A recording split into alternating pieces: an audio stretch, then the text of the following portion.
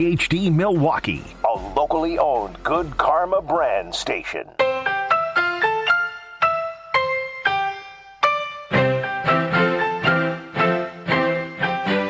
Broadcasting live from the Gruber Law Office's One Call That's All studio at the Avenue in downtown Milwaukee. This is Kyle, Brust, and Nortman, KBN on ESPN Wisconsin. Here's Kyle Wallace, Ben Brust, and Brad Nortman.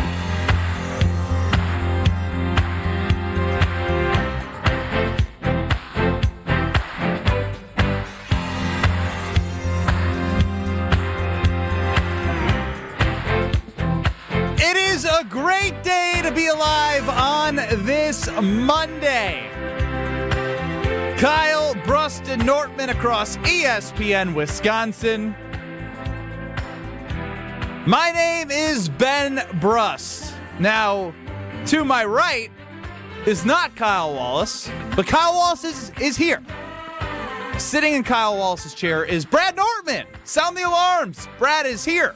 Whoa! I'm back, KBN Nation. It's good to be back. I'm in the chair that I should have forever claimed from our first week of shows. Of course, just gave Kyle this seat, and he took it. I thought he would re-gift it back to me, the better of the two side chairs in here, but it's good to be back. I have a very strange view of Kyle Wallace behind the glass. Running the show in So for Alex Strofe, the host, producer extraordinaire, the Packer backer himself, Kyle Wallace. Say something, Kyle. Oh, look who has all the power today. Run your mouth if you want to. I'll cut the mics. I'll cut it. Try me if you want to. I'd actually love if I'm not in a good mood. I'm not in a good mood. Cut your mic already. I'm not in a good mood. Oh, wow. I was just saying, I thought my mic was on, but it wasn't. Kyle's doing I'm the captain now to us. I'm the captain now. Yeah, careful calling in, KBN. I was going to say, I want the unfiltered Kyle Wallace. I want the phone lines full on the Carbless Talk and text line 800-990-3776. Put Kyle to work back there today. I'm mad at work and I'm mad at the Packers. 800-990-ESPN. You can get us on YouTube at ESP Milwaukee, at ESPN Madison. Of course, the ESPN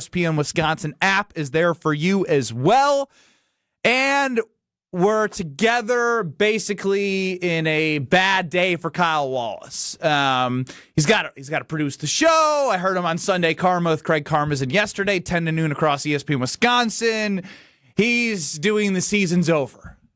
Is that what you declare? I would do a hotkey, but there's just so much. Yeah, douche. Oh, look at that. That that adds up. Yeah, the season is over. I don't understand how that's anything controversial. The season is about winning championships, and this team is not winning a championship. So the season ended Saturday in Green Bay. Oh my gosh! Derrick Henry ran the ball over and over and over for 200 yards and 4 touchdowns, like video game. Literally, it was a video game. It was on easy mode for them. So you have a time of death on the Packers season, and it was Saturday night. When Carrington Valentine got stiff-armed again, that's when all hope was gone. Didn't that happen? Was that there was a Yes, he got stiff-armed by a tight end from the Eagles last year. Yes, Dallas Goddard. Dallas Goddard. Yeah. Was it CV? Yes, I it think was it Carrington CV. Valentine. Yes. They got to coach that guy up on how to tackle. Just go low. Look at the punter. Just go low. Listen, I don't know much about tackling Derrick Henry or Dallas Goddard or whoever, but go low, my man. I know you can't go high. Don't go for the upper body. Shoot for the ankles. So I guess my question to you is, based off of Kyle and his emotional reaction to the season being over after the Ravens game, his premise is that he believes that they cannot win a Super Bowl, right? Like he is the Packer backer since 2010. They haven't been to one, and that's the last time they won a Super Bowl. In his mind, he is declaring he's seen enough. The season is over because they can't win a Super Bowl. So then I would ask you, when do you decide when the season is over? Till like are you riding and dying? Do you have the belief no matter what because they're in the playoffs? Or are you declaring it dead right now? 800-990-3776. And again, if you have anything to get off your chest, if you haven't had that outlet you've needed, you can get with us because I see a lot of it already on the Carbless Talk and text line 800-990-3776. Brad? Yeah, this is you kick to the final whistle? I will kick to the final whistle to some degree. However, so I don't think the Packers season is dead yet. However, the hope is almost all gone. To keep on going with the analogy, I feel like the Packers are on the ground. They're not showing signs of life, but we haven't quite began CPR yet, and the emergency professionals, they haven't come, to shock the chest yet. So we went defibrillator on it? The defibrillator. We haven't pulled out the watch and had the professional give a time of death yet, but they're lifeless on the ground, and barring a miracle. I think that's whether in ICU, critically a critical condition. Most critical people don't come condition. out of critical. So I mean, but some do. You're trying. But some do, Kyle. You're trying everything to find a pulse, but you're just not seeing it there. And that's how I'm seeing this team. Will they win a Super Bowl? They will not. They will not win a Super Bowl. I think even the slight dream of that was killed when Micah Parsons tore his ACL. And then you got Jordan Love injury, just all the things. This is just not how dominoes fall in a special Super Bowl season. Can they win a game in the play? I think they can win a game, but the reality is that still falls below this team's championship expectations. So, look, season's not over completely in my view, but it's on life support. I mean, it really is on life support.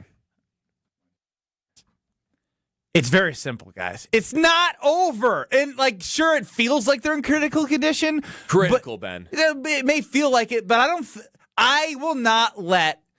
Now, there are a lot of things that aren't going the way. There are injuries, there's this, there's that, like the run defense. There are things.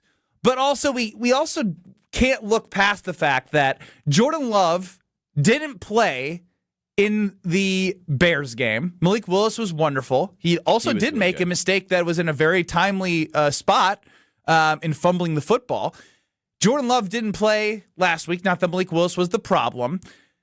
But you still have him, and you can send in your Malik Willis thoughts. Jordan Love is their guy. He's their franchise guy, and Malik Willis has been great as a backup, and he's probably making himself a lot of money.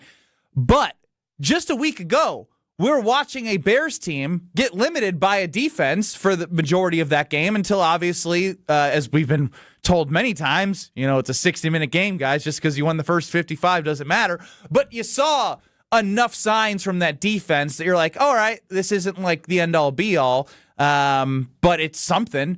But Derrick Henry changed that. But Jason Wilde, who I think is too far on this, saying, look who did it, it's Derrick Henry. I think 75% of it is yes. You can give credit to one of the best backs in the entire league when you know the interior of the Green Bay Packers defense is absolutely shredded, and they shredded that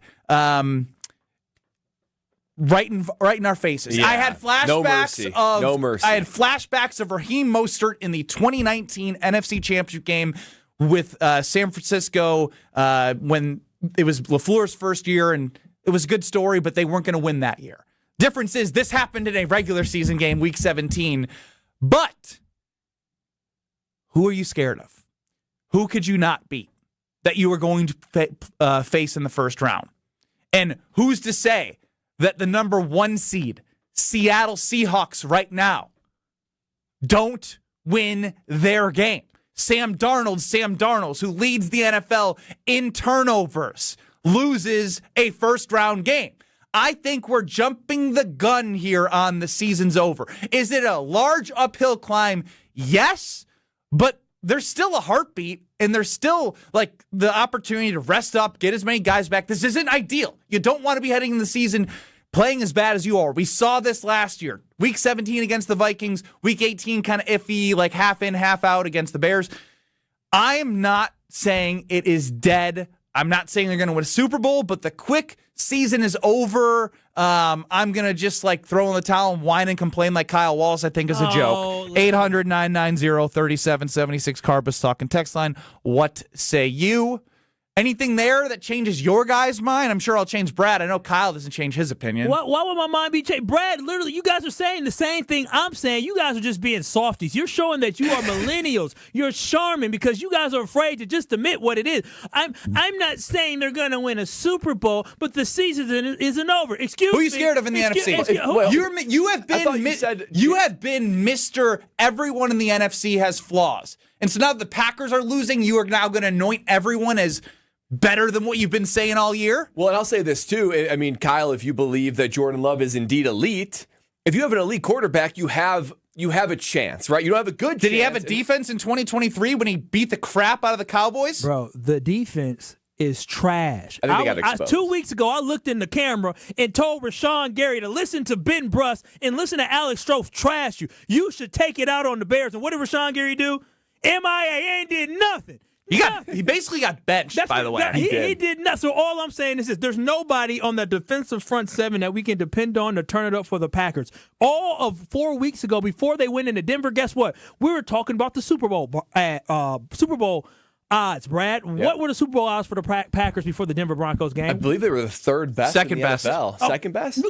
Yeah. So you go from second best to saying, well, the season isn't over, but I don't think they're going to win a Super Bowl. If they're not going to win a Super Bowl, they're not living up to the expectations. Hey, producer Kyle, get back to the phone lines. I can't see who's on line 3. You didn't type anything yet. I put them on hold because I had to let y'all two have it. Keep calling, 800-990-3776. Let them know the season is over. You ain't got to sugarcoat nothing over here. It's done. Enjoy the ride. That's all it is. Because, if they make it to the NFC Championship, you that's stink. Great. You stink as a Packer backer. I'm a real Packer backer. If they got to the NFC Championship game, that would be a success. That would be. Even Kyle would call that a miracle. It would be a miracle if they made it that far. It would be a miracle. But listen, fellas, we didn't start 2025 saying we want to make it to the NFC Championship. We were talking about we want to win a Super Bowl. And as the picture was becoming clearer where there was no front runner in the NFC, we all were dreaming of maybe Jordan Love at the age of 27 is going to make it to a Super Bowl. But look what happened. Guys got hurt. The defense fell apart. And none of us are going to believe that we're going to Santa Clara. None of us. I wish I could shut your mic off, but you're back there because you're just a negative Nancy on this Monday. Let's go to Kevin in Illinois. Kevin, you are a Packer fan. I'm like 90% sure, so I just want to preface that so Kyle doesn't hit the dump button. Yes, I am. One quick comment before I get to my point. Let's please put to bed, you guys haven't said it yet, but this whole Malik Willis starting over Jordan Love thing, we're going to put that to bed right now. Now to my point. This season ain't over because we are still going to Chicago in the first week of the playoffs. We are going to end this fraudulent fairy tale season that they think they got, send Ben Johnson packing back with his shirt on, and whatever happens from there happens, and we move on. But the season ain't over. We're still taking the Bears out. Go Pack, go. Pull your chin up, Kyle. It's going to be Real okay. Packer backer, Kevin in Illinois. Great to have you on the show to represent Packer backers across Wisconsin, unlike our very own fraudulent Packer backer, Kyle Wallace. I just heard we beating the Bears. I didn't hear we beat Line 4, Kyle. Get back to the phones. This is Kyle Wallace is Kyle Wallace is producing for Alex Strofe. Today, you got Ben Brust and Brad Nortman dissecting everything. Any frustrations you have built up from Saturday, get them off your chest. But Kyle's declaring the season is over. I heard him say it on Sunday Karma yesterday, and I won't stand for it. Yeah, I mean, it is on life support, but you make one good point you make, Ben. And it's just one? It's just one. And it's not a point that you feel confident on being like a Packer fan. But the rest of the NFC is just, they're not elite, right? I mean, these teams all have flaws. The Bears and the Eagles don't necessarily scare me. I think they'll be favorites. I think they'll be fairly heavy favorites, maybe 6 points or something like that. Because I think the Packer defense got incredibly exposed. I think all you got to do is recycle that game plan and just shove it down their throats. And I think that they're going to be able to, do that. But the fact of the matter is, if you have a healthy Jordan Love, if you have a healthy Josh Jacobs, if you got Christian Watson in the supporting cast outside of Tucker Kraft, of course, who is healthy and in rhythm, you can score along with anybody. So it's going to be even more on the offense now because I think the defense, man, they're just too thin. They're too soft up front, and you've shown that they cannot stop the run consistently. And even then, there's no pressure on the quarterback. Hey, Brad, so whether it be Hurts. I had to look this up. You said a lot of ifs. If ifs and buts were candy and nuts, we'd all have a Merry Christmas. And we ain't having a Merry Christmas this year. You didn't have a good Christmas?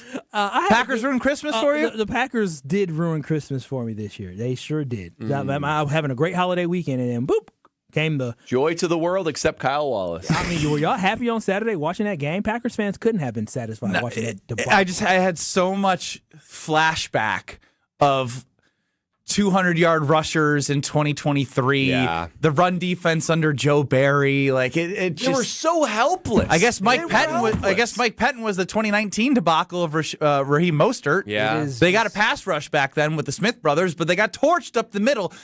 But New faces, same issues. here's what, when you say that I keep coming back to, because it's getting harder and harder. When you're a 7 seed 3 years in a row, and each year's different, injuries and whatnot, there's a consistent theme, even going back in the Aaron Rodgers era, is the head coach is in charge of offense, defense, special teams. And when each defensive coordinator has a 250, 300-yard rusher on their resume, your head coach also needs to be held accountable for that.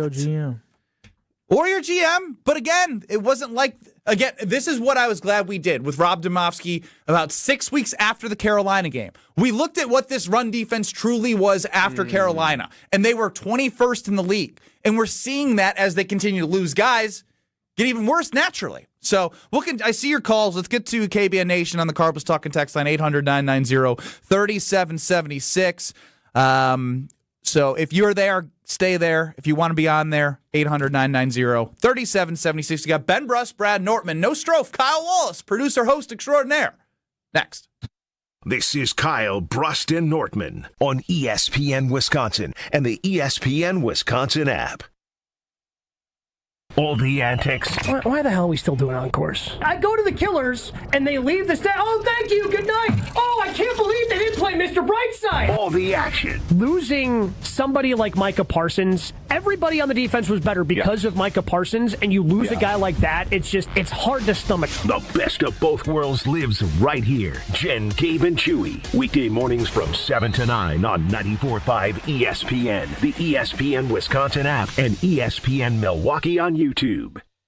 Badger fans, get ready to give back and chuck some pucks. Join Wisconsin Men's Hockey Friday, January 9th as the Badgers host Chuck a Puck, presented by BMO, when they take on Alaska Anchorage at 7 p.m. Donate new or gently used recess equipment for the Boys and Girls Club of Dane County to earn your chance to throw a puck on the ice after the game and win prizes like a Wisconsin hockey jersey, signed sticks, or 2026-27 season tickets. Get your tickets to the game now and learn more at uwbadgers.com. Something exciting is happening at St. Kate the Arts Hotel. On the second floor, you'll find the Studio Kitchen and Cocktails, Milwaukee's destination for bold flavors, fresh sushi, seasonal entrees, and cocktails crafted with care. Start your day with a breakfast that fuels you, stop in for dinner that sparks conversation, or linger late into the evening with drinks designed to inspire. With flavors and drinks for every mood, the Studio is the perfect place to gather, celebrate, and connect. Be boldly social. The Studio Kitchen and Cocktails, now on the second floor at St. Kate the Arts Hotel.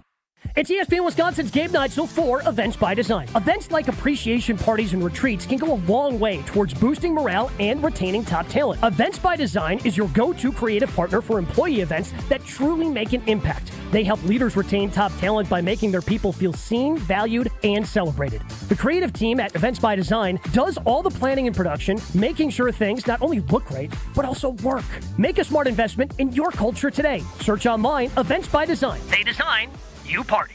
Experience hot gaming action and a relaxing spa day. Your perfect winter getaway at the island. Book a stay and float package to get both a standard room and a rejuvenating 60-minute float pod therapy session for less than $100. Complement your stay with an elevated dining experience at Horizon Steakhouse, followed by an evening of comedy in Club 41. The Island Resort and Casino's stay and float package runs through February. Call 800-682-6040 to book yours today. Certain days and restrictions apply. We love the Packers. We bleed green and gold. And every time our team takes the field, well, it's pure football bliss. If only there was a way to experience that blissful winning feeling every day. At Associated Bank, we've got you. With 10% off Lambeau concessions and 15% off Pro Shop merch. All when you get Packers checking from Associated Bank. It's how Packers fans keep winning on game day and every day. Associated Bank. Bank of the Packers. Learn more at associatedbank.com/Packers. Member FDIC. So the body knows that it needs to heal itself, but it doesn't know how to concentrate it and target it into just one area. So that's where we come in. By we, Dr. Ashley Caravelli means the nation's leader in regenerative medicine, QC Kinetics. We put in those treatments, then it sends out like little signalers to your body. We're able to make the body focus on the areas that need the most healing. QC Kinetics has gathered brilliant medical minds like Dr. Caravelli and Dr. Mitchell Scheinkup, a pioneer in the field of regenerative medicine. to lead the way in these innovative pain treatments. So at QC Kinetics, we have a whole team working nationwide with cutting-edge research to reach our patients and treat them and know that surgery is no longer their only option. The consultation is free. Find out if you're a candidate. Call QC Kinetics today. Call QC Kinetics 414-240-2298. That's 414-240-2298. 414-240-2298.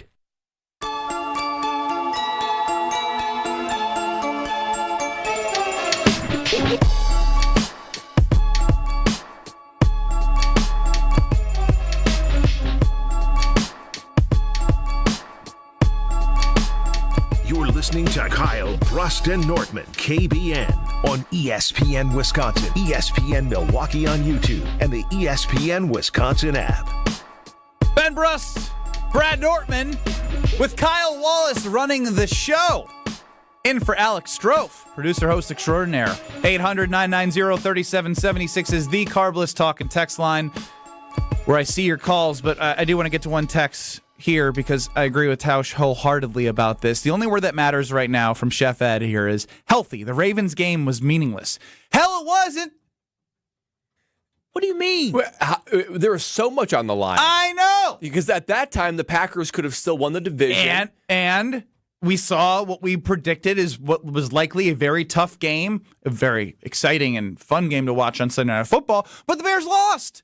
And then Ben Johnson's going to be going up against Dan Campbell. Well, could they win? Absolutely. Have something to play for, but you know who doesn't want to lose to Ben Johnson? Dan Campbell. Then you have Max Brosner, who gives a damn, old Minnesota Gopher quarterback, who threw for 51 yards, 3 net passing yards with all the sacks, and they still won.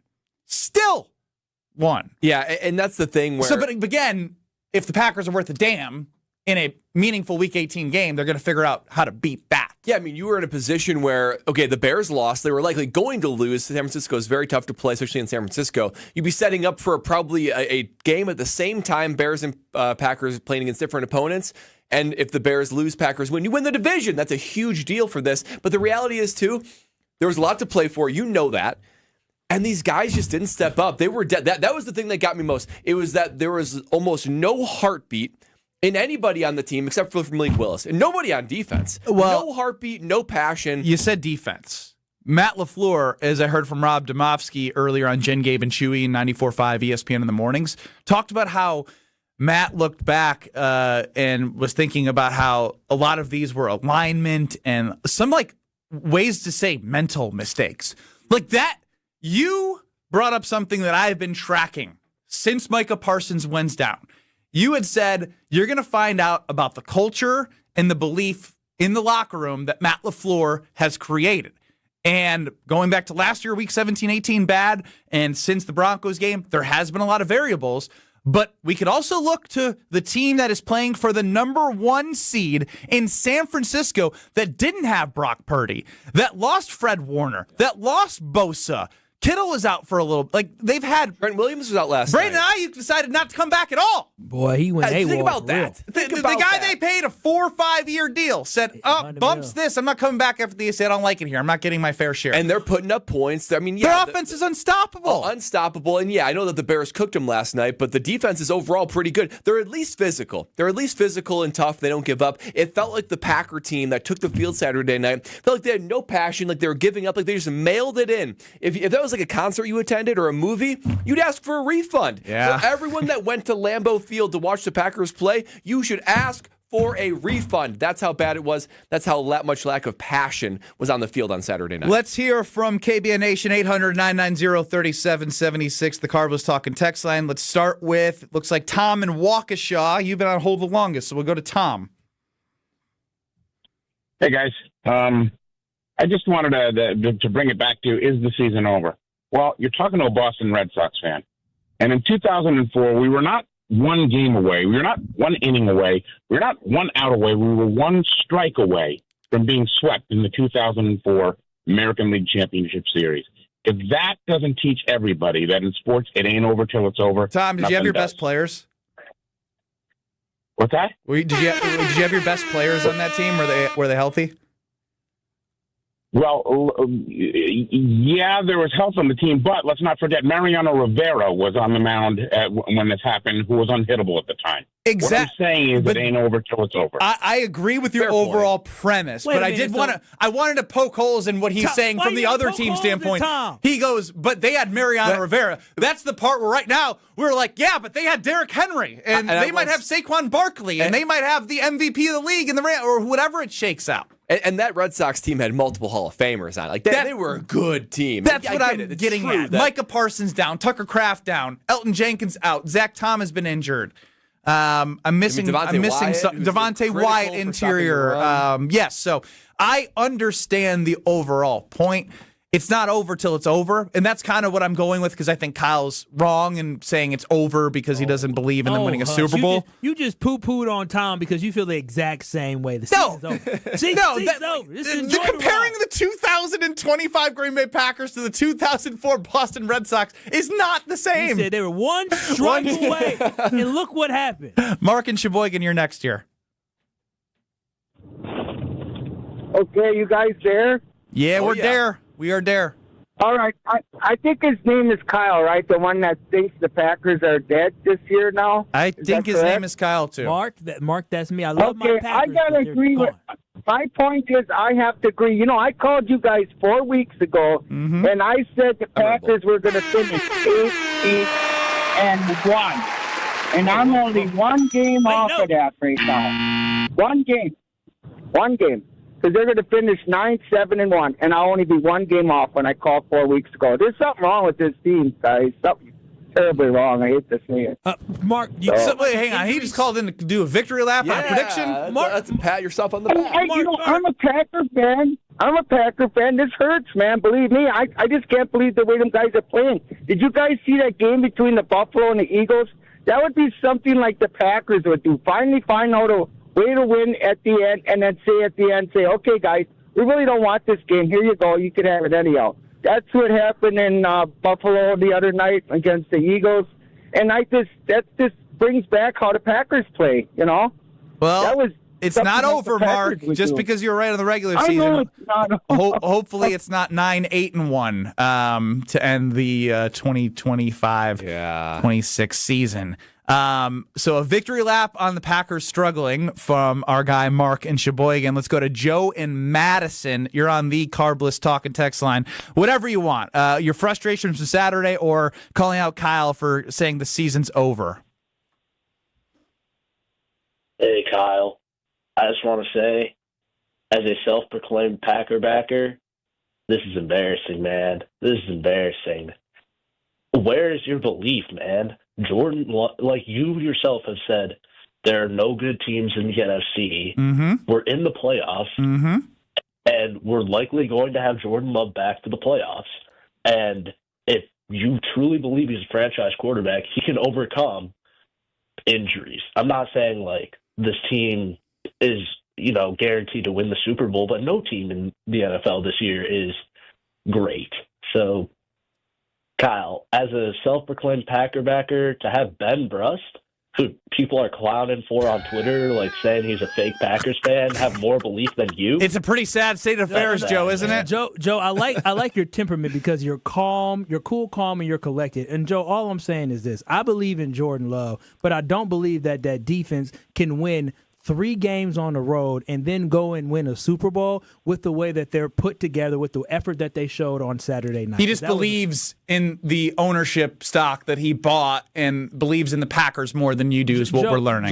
Joe, you don't believe, based off what you've seen the last 3 weeks, do you think this Green Bay Packer team has enough to win 3 straight games on the road just to get to a Super Bowl? Yeah. Absolutely. Okay. True Packer backer. Thank you, Joe. We appreciate you. That, Joe. You stand on business. That's fandom Joe. right there. Yeah, you don't. You're admitting you don't stand on business by saying he stands on business. No. You can stand on business, but be the wrong business. Listen, at the end of the day, he's probably going to end up being wrong on this one. But I like the fact that he has confidence in his team. That's somebody who is delusional, but he loves his team. I don't know what he's seeing that thinks that they can go all the way to the Super Bowl. All right, Brad Nortman, welcome back to the show. Buzzkill. I Maybe Bradley Buzzkill. Maybe MVP Jordan Love. Yeah. Types, but I mean, yeah, that's 2023 about Jordan Love That's with more about experience, huh? Let's go to Tom in North Carolina. Tom, good to hear from you. Oh, my gosh, you guys are awesome, dude. I'm telling you, I love calling and talking to you. Kyle, my man Kyle. I like that. Look Southern here. Kyle. I got to set you straight on something here, okay? Yes, sir. Come playoff time, which, by the way, we're in the playoffs. Come playoff time, everybody's record is 0-0. That's number one. That's number one. Now, listen to me. I feel like this year we're a better away team than a home team. That's number two. That's true. We suck at home this year. Number three, if I'm a cornerback or a defensive back at 200, 220 pounds, and I got a 300-pound fullback and a 300-pound running back running at me, and I know I got to play a playoff game, I guarantee you that talk in the locker listen to me. I guarantee you the talk in the locker room was, let's just nobody get hurt. We don't need any more injuries. You saw what happened. We're in the playoffs. Haddon's ankle was backwards. I'm just telling you. Tom, I appreciate it, but I don't think they had in mind getting stiff arm and being embarrassed in front of the whole country on the don't get injured portion of that. You had me at like 1 and 2. Yeah, like the records are washed away, right? And you just get your play. They've been better on the road, and then we said, don't risk injury. Yeah, because I played for the Panthers. We were 7-8-1 one year. We won a playoff game, so it can happen. But man, nobody in the locker room was like, "Hey guys, let's just take it easy. I don't care if we look embarrassed." There may have been one. There may have been, after watching Saturday's game, there may have been one guy that decided to make a business decision who, That's likely after you got ran over a couple times, though. That's like when the third quarter, when he's coming at you again. Did you watch the whole game? I'm a big fan of Carrington Valentine. Like, I still stand behind Carrington Valentine. But I mean, that's a hard thing to do right now. He got benched twice. Bro, I mean, he saw Derrick Henry coming. He said, what y'all want me to do? Like, he couldn't even tackle Zay Flowers. How could he tackle Derrick Henry? Exactly. He said, listen, y'all other two corners is out. Yo, what we going to do if I get hurt? Put in Bo Melton? Like, what we going to do? So he did the right thing for the team, I guess. But he did. He got Nate Hobbs and Kamal Hayden hurt. I'll say by being unable to tackle Derrick Henry, he decimated the Packers' injury depth chart at the cornerback position. Hadden literally tried to go in there and tackle, and all of a sudden his ankle messed up. Carrington said, hell no. Carrington Valentine did the Brandon McManus.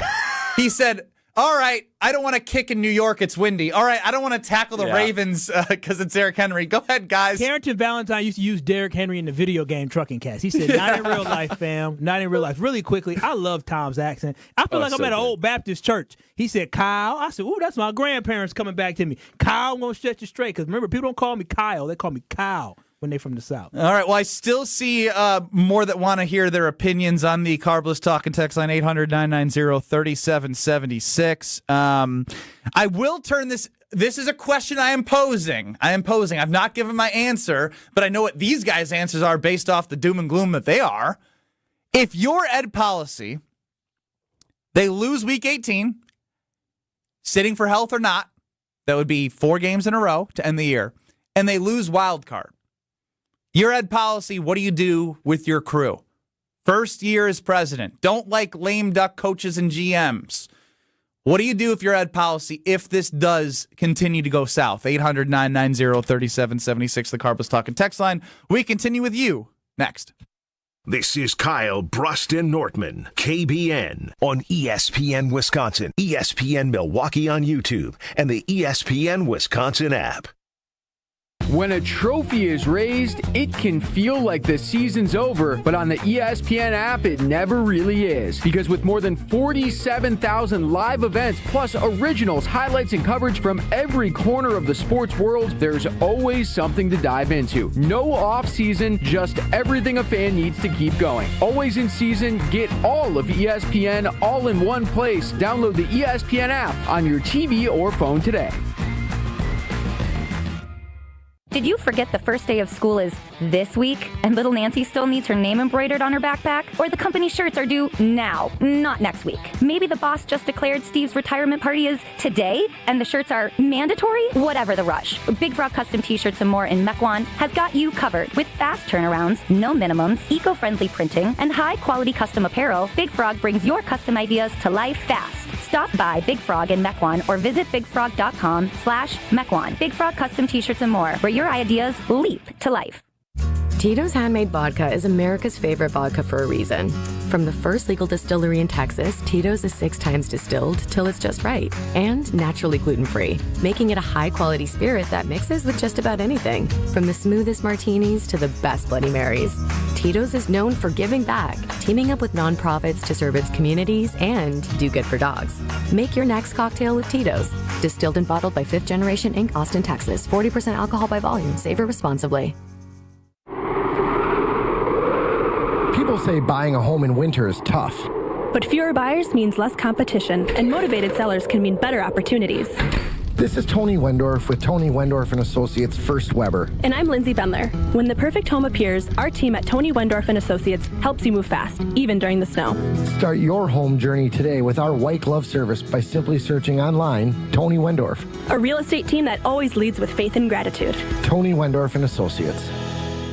Football's back, and if you're headed up toward Green Bay, the perfect stop is Higher Love Cannabis Company, just seconds over the border in Menominee, Michigan. Less than an hour from Green Bay. An easy stop before or after the game or anytime you're passing through town. And with so many low-quality, unregulated CBD products floating around Wisconsin, trust matters. Higher Love, award-winning, organically grown, locally owned, and the real deal. Higher Love Cannabis Company, best in the Midwest. Visit findhigherlove.com/CBD. This season, the Bucks are going for it all. A game winner for the Greek Freak. Go inside the team's pursuit of a championship on Locked In, the new season of the Behind the Bucks podcast, narrated by Bucks legend Marcus Johnson. Hear from the team stars on why they think they can make history. It's all on Behind the Bucks on the Bucks Plus audio network. Behind the Bucks is presented by Gallagher, your trusted insurance broker and HR and benefits consultant. Available now on bucks.com/plus, the Bucks app, the new ESPN Wisconsin app, and wherever you get podcasts. Texting enrolls you in a recurring automated marketing text messages. Consent not required to purchase. Message and data rates may apply.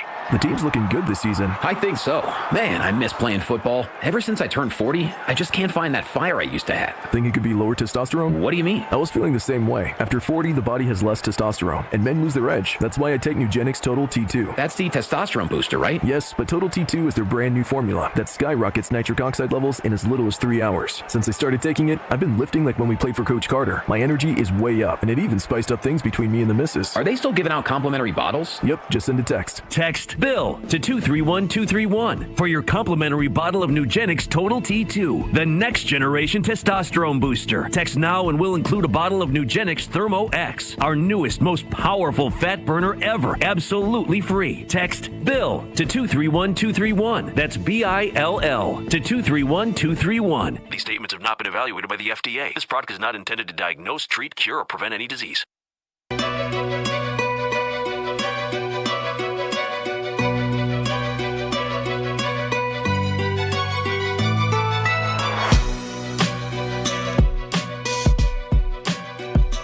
This is Kyle, Brust, and Nortman, KBN, on ESPN Wisconsin, ESPN Milwaukee on YouTube, and the ESPN Wisconsin app. I love the Sunday Karma style bumping back with a liner across both markets. I keep forgetting. I like your music choice, though. Unlicensed good music. Unlicensed Kyle Wallace good music. As he's running the show for Alex Strofe, host, producer extraordinaire. Strofe mails it in for us, especially on a Monday. Oh, yeah. I mean, he just got done with Mr. Relevant on YouTube, typically, and I'm feeling the energy back there from Kyle Wallace. Ben Brust, Brad Nortman, UKBN Nation, 800-990-3776. Get us on YouTube at ESPN Milwaukee and at ESPN Madison, and, of course, the ESPN Wisconsin app. Now, I had teased this, and I'm seeing some responses, but I want to hear from the panel first. The Brain Trust, Brad Nortman and Kyle Wallace and myself. Less of myself, but your ed policy, right? You've seen how the last 3 games have gone. You know that health is a question mark of whether you want to get right or you want to get healthy in week 18. But you also understand the health part of the whole season because you're looking at this big picture here. You're the president. You don't like lame duck GMs and coaches. You lose week 18 no matter what the reasons are. And you lose in the first round of the playoffs 3 straight years as a 7 seed. What do you do? 800-990-3776. Okay, I'm at policy. I don't like these going into a final year of a contract. So here's what I'm going to do. With Goody, I look at Goody and I say, you know what? You've crafted a heck of a team. You really have. You got a franchise quarterback in Jordan Love. You got a franchise tight end in Tucker Kraft. You've got an all-pro, borderline future Hall of Famer in Micah Parsons. You got Zach Tom. You got Josh Jacobs, Xavier McKinney, Cooper, Watson, a budding star in Matthew Golden, I believe, at least when they finally start using him some more. Jaden Reed. You've got all the components of putting together a team in the wake of having a franchise or a Hall of Fame quarterback. Goody, here you go. You are an awarded and a contract extension forever long. 3 years, 4 years, 5 years, whatever a normal GM contract is. With Matt LaFleur, though. Well, hang on. I want to pause real quick.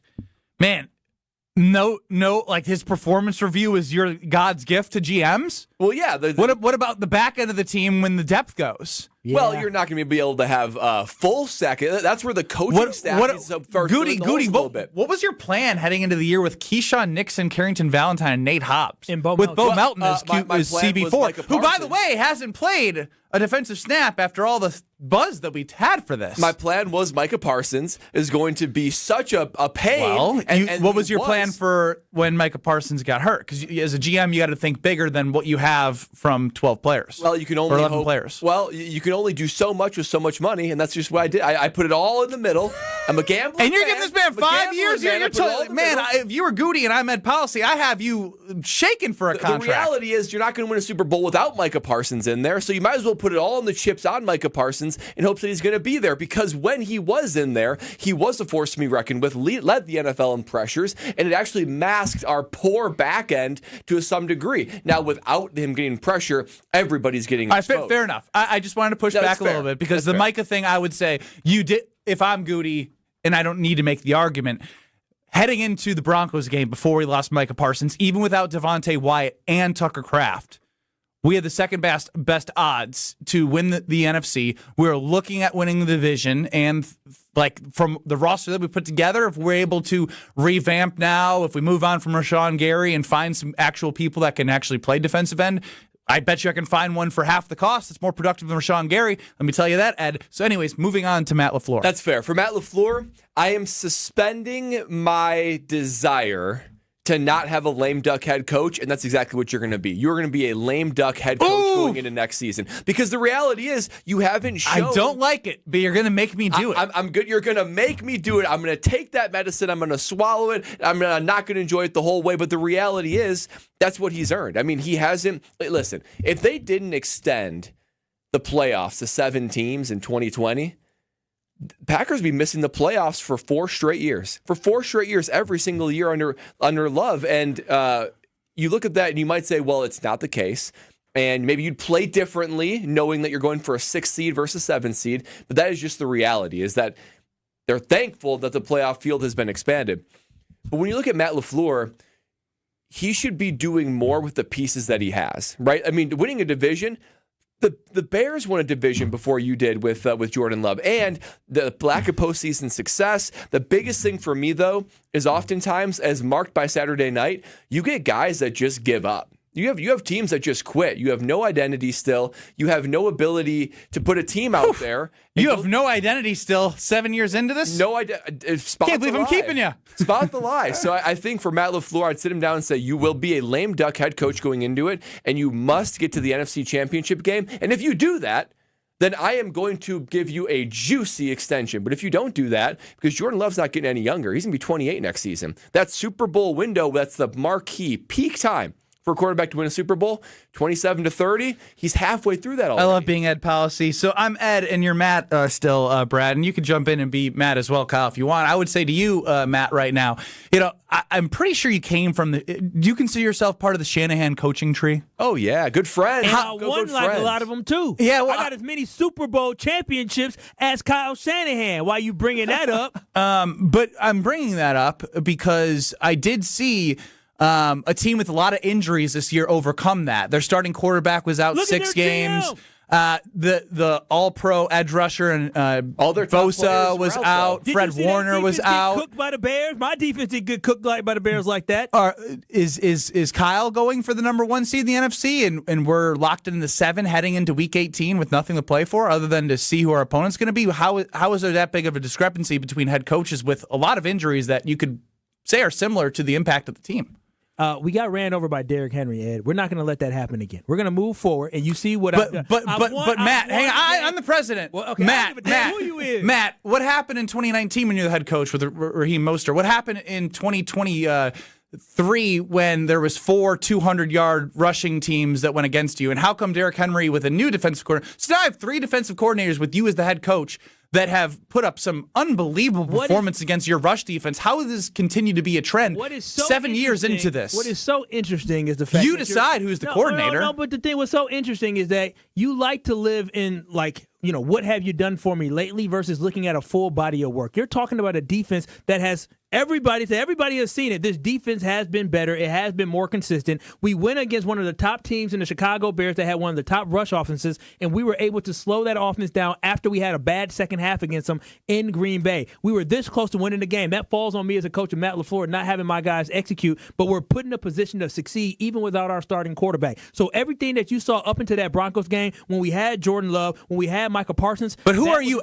But who are you for the whole season? Because the season is 18 weeks, 17 games. Losses happen, but at the end of the day, it would not be smart to try to start over with a team that was so close to having Super Bowl aspirations. You're begging. But ain't nobody begging. I'm just letting you know. As Brad pointed out, he listed off the great talent that you brought in, and 3 of the great talented people that he brought in Micah Parsons, Jordan Love, and also in Tucker Kraft, none of them are playing. Christian Watson missed half of the season, and we still found a way to win games without him. Jaden Reed missed half of the season, and we still found ways to win games without him. We haven't had... Is 7 seed your standard? No, 7 seed is bad, but at the end of the day, we had to play with the chips that we had. And when you haven't had Christian Watson, Jaden Reed, Tucker Kraft, and Jordan Love playing more than 4 games, 2 games together all together this season, that is a problem. But if I'm Goody and my ears to the door listening to this conversation, be like, I wonder what Matt LaFleur and Ed Policy are talking about, I would step in and just crack the door open and say, you know what, though? The Detroit Lions were 15-2 last year, and they had about 7 marquee guys on IR. And look at the San Francisco 49ers this year, when Mr. Policy is saying that you have to have some level of backfill. Mr. Policy is smart president. To have guys to be able to fill the gaps. It will be a mistake for the Packers, because at the end of the day, we can play this game, but it will be a mistake for the Green Bay Packers not to run it back with the general manager that they have, and also with the head coach. I'm extending both of them. Both of them again. Now, are they going to be 5-year extensions? Hell no. It's probably maybe a 3-year extension. I like Brad's as Ed Policy as hearing the arguments. I like the. I don't like lame duck, but you're a lame duck. No, that's a loss already. Make me do it. That's fracturing a relationship, because what you're saying is I mean business, and I'm not here for 3 straight 7 seeds and a missed playoffs. You can always fire somebody. At the end of the day, if you tell a guy after you said I don't do lame ducks, and all of a sudden he's a lame duck, then he knows. He's sending a message that I mean something. I mean business. I want a Lombardi to Green Bay for the first time since 2010, and what you've done over the 7 years is great. But we're looking for greatness because this is Titletown, not runner-up and end Kyle's season in Week 17 town. Maybe he should have never made that comment at the beginning of the year. Maybe that was short-sighted on him. I don't believe it was. But at that point, if you now you're questioning the president of the Green Bay Packers as a Packer backer. If Matt LaFleur walks in the next season and it's not his choice to have a one year left on his deal, then that is a problem. I think the Green Bay Packers have a good opportunity to be better next year. Injuries just derailed their season, and they have not been able to overcome that. Larry and Gary, the potential new home to the Chicago Bears. Gary. Almost, I guess.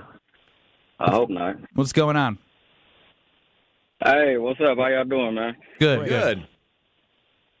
Hey, just speaking on the subject about who I would let go, I think I would let Brian Gutekunst go, just off of the lack of aggression in free agency, and just hearing that story about we could have had J.J. Watt and nobody returned his phone call or anything like that.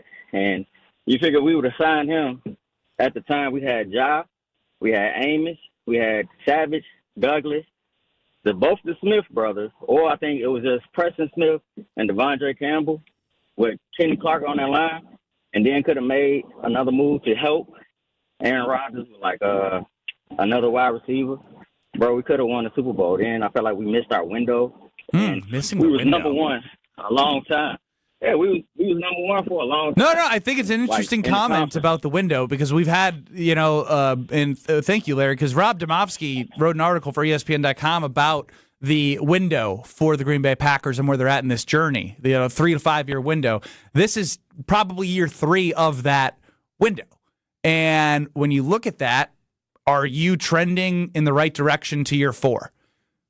When you look at a 3 to 5 year window to win a Super Bowl? Well, and that's the thing that I wonder, like, what has changed and what can you expect to change? Because this is the 3rd straight year of being the 7th seed, of failing to win big games, of failing to be able to input a level of identity, and being a true championship contender. I just don't know how long you're willing to wait and what you're expecting to change if you just keep on running it back every single year. Well, a lot of thoughts from producer, host extraordinaire Kyle Wallace that we'll get to. NFL you punter. Tell me got a break. I'll run the ship around here. Well, I'm listening to you. I should have just kept going. No. I'm just going to say this, Brad. You act like injuries didn't happen. Everyone has injuries. Everyone does. No, we can't overcome them. Go ahead, Ben. Send us the break. Well, I think you just did it for us. This is Kyle, Brust, and Nortman on ESPN Wisconsin and the ESPN Wisconsin app. On this show, it's always football season. So now Jeff Hafley's going to have to get more creative. Everybody will have to bow up and do things. And the main guy is Jordan Love. Wilde and Tausch, presented by Pella Windows and Doors of Wisconsin. This went from a defensive-led team to now Jordan Love. Put him on your back. You're going to have to get the cape out. Weekdays from 9 to noon on 94.5 ESPN, ESPN Milwaukee's YouTube channel, and the ESPN Wisconsin app. Let's get the latest from Lambeau. This is your green and gold fix on 94.5 ESPN. Brought to you by Tri-City National Bank. Tri-City National Bank offers a full suite of personal and business banking products at more than 25 convenient locations. Open your account today at the community bank that's Milwaukee's best bank. Learn more at tcnb.com. The Packers dropped their 3rd straight game, falling to the Baltimore Ravens at Lambeau Field on Saturday night. Despite 3 touchdowns from Malik Willis, Green Bay's defense couldn't slow down a Ravens rushing attack that piled up 307 yards on the ground. Here's head coach Matt LaFleur after the game. Humbling night. Give Baltimore a ton of credit. They came in here and were in complete control of the whole game. And unfortunately, it wasn't up to our standard in regards to how we played, how we coached, and that's what happens. The Packers look to bounce back in their regular season finale on the road in Minnesota against the Vikings. This has been your green and gold fix on 94.5 ESPN. Brought to you by Tri-City National Bank, your hometown bank. Family's bigger? Out of space? We can help you find a new place. Just make Tri-City your first call. We are here to help, loan large or small. Tri-City National Bank, equal housing lender, NMLS 433891. Change your grocery game plan to locally owned Century Foods, home of the best meat, freshest produce, and tastiest treats. And free groceries. Okay, just calm down. We'll get to that later. Stay tuned in right here to score free groceries. Stop, please. Okay, I'm shutting up. My lip is zipped. Let's get to this week's specials at Century Foods. Now through Wednesday, save on 5 to 16-ounce selected varieties, Frito-Lay kettle or potato chips, Doritos, or rolled gold pretzels, 2 for $6. 8-pack or 64-ounce selected varieties, Mott's apple juice, 2 for $6. 8-ounce selected varieties, McCormick cocktail or tartar sauce, $2.29. 16-ounce selected varieties, Dots pretzels, $4.99. And now time for the big reveal. Free groceries. 2 over the top. Free groceries from Century Foods. Forget it. I'll handle the rest. Enter to win $500 worth of free groceries on Century's Facebook or Instagram by December 31st. My husband's an animal in bed. Well, you know. Not in the fun way. Think warthog. With a chainsaw. Snoring and sleep apnea affect over 90 million people, and 1 out of 4 couples sleep in separate rooms. Advent can help. We've been Milwaukee's one-stop solution for nasal congestion, snoring, and sleep apnea for over 20 years. Unlike many other practices, we focus exclusively on these conditions, so you get comprehensive care under one roof. Advent's unique approach can help you breathe and sleep better, and many avoid a CPAP. Plus, most insurance is accepted for our effective 20-minute in-office treatments. Hey, the only animal you want in your bed is your dog. Advent. Sleep better. Sleep together. Learn how you can improve your life at adventknows.com. Earth Justice is a national legal nonprofit defending the environment and people's health. Until justice stands for all, our lawyers will never rest. More at earthjustice.org/neverrest. Earth Justice, because the earth needs a good lawyer. You're listening to Kyle, Brust, and Nortman on ESPN Wisconsin and the ESPN Wisconsin app.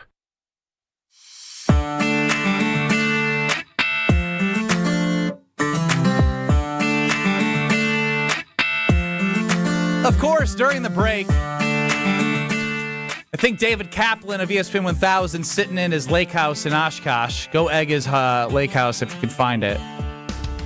Don't do that. Do it. And tell him to jump in the lake while he's at it. He owes us that. Ben Brust, Brad Nortman, Kyle Wallace running the show for Alex Strofe and hosting, producer-host extraordinaire, UKVN Nation at 800-990-3776 is the Carbus Talk and Text line. David Kaplan chimes in on the personal talk and text line. What team in the NFL has the most games missed due to injury? Grab a step stool because the Packers are looking up at the Bears.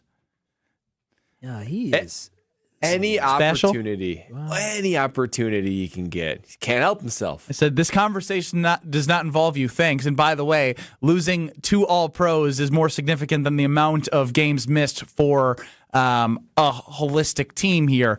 We played without our all-pro corner almost all season long. Well, he's back. Add in our number 1 wide receiver as well. Roma Dunze had ups and downs. Tucker Kraft was on pace to have over 1,000 yards and to be an all-pro tight end for the Green Bay Packers, which would have been great to have while adding in Christian Watson's ability to get others open and to be a reliable receiver himself, getting Jaden Reed back. And again, Devontae Wyatt, like he's to the caliber of Rome, in my opinion, when you look at like an impact of a team. Because, look, Rome, again, and this is why it's funny, because I love that no matter what, the conversation we're having was an A to C your way out of there. This is A, B, C your way out. This is an A and B conversation. Yeah. So, Cap, see your ass up out of here. There it is. Bears fans have just really been waiting 7 years, haven't they? They've just been waiting 7 years. They lost yesterday, and he's still on cloud 9. He's like, you still need a step stool? What are we doing? Like, you just lost. Granted, you guys competed very well, but shouldn't you be upset that your team didn't take advantage of an opportunity to win on the road? Like, it was right there to be taken. Let's go to Corey in Chicago. We'll give him another chance after last week's snafu. Corey, you're up with KBN on the Carbus Talk and Text line. Hey, how you guys doing today? Good. How are you? Pretty good. Oh, good, man. No, but the topic I want to talk about is this topic y'all talking about now. I say I give Gutekunst and LaFleur, a year-to-year base contract. Because, I got to admit, Gutekunst has done good in the last 2 drafts with the 23 and 24 class.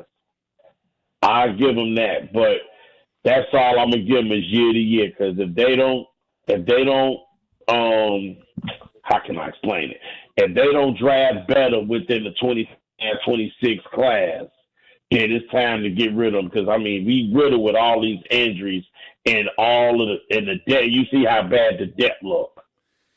Yeah, so I think what I'll take from that, Corey, is what Ed Policy came out and said. We don't know much about the guy. We just don't. We heard him talk to the media, a couple interviews that went out on articles for all the beat reporters, and that's about it. You know his history with his father being a really successful in the San Francisco 49ers championship run.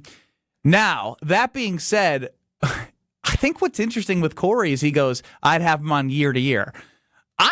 I think what you said, Kyle, is interesting. Maybe he shouldn't have said that.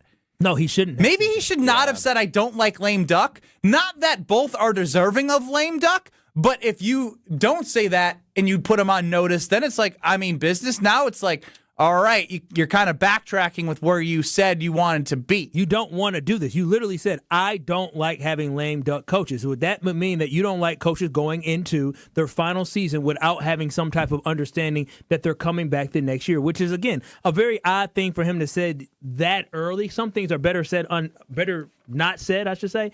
And I really feel like he kind of backed himself into a corner where everybody's going to be speculating. If LaFleur, everyone's going to go off his word because that's all we have. He's a no-nonsense guy, so you should take him at his word. And that's going to be the talk of the offseason. Oh, what's going to happen here? Are they going to have a contract extension? And once the season starts, they're going to ask Matt LaFleur and Goody both about the fact that they don't have a contract for next season. Well, and again, none of this is set in stone, by the way, because there is football to be played. This is based off the hypothetical of losing Week 18 and losing in the first round, the wild card, where you have back-to-back-to-back 7 seeds under Jordan Love with, expectations that are higher than most in the NFL when it comes to what your franchise is expecting year to year.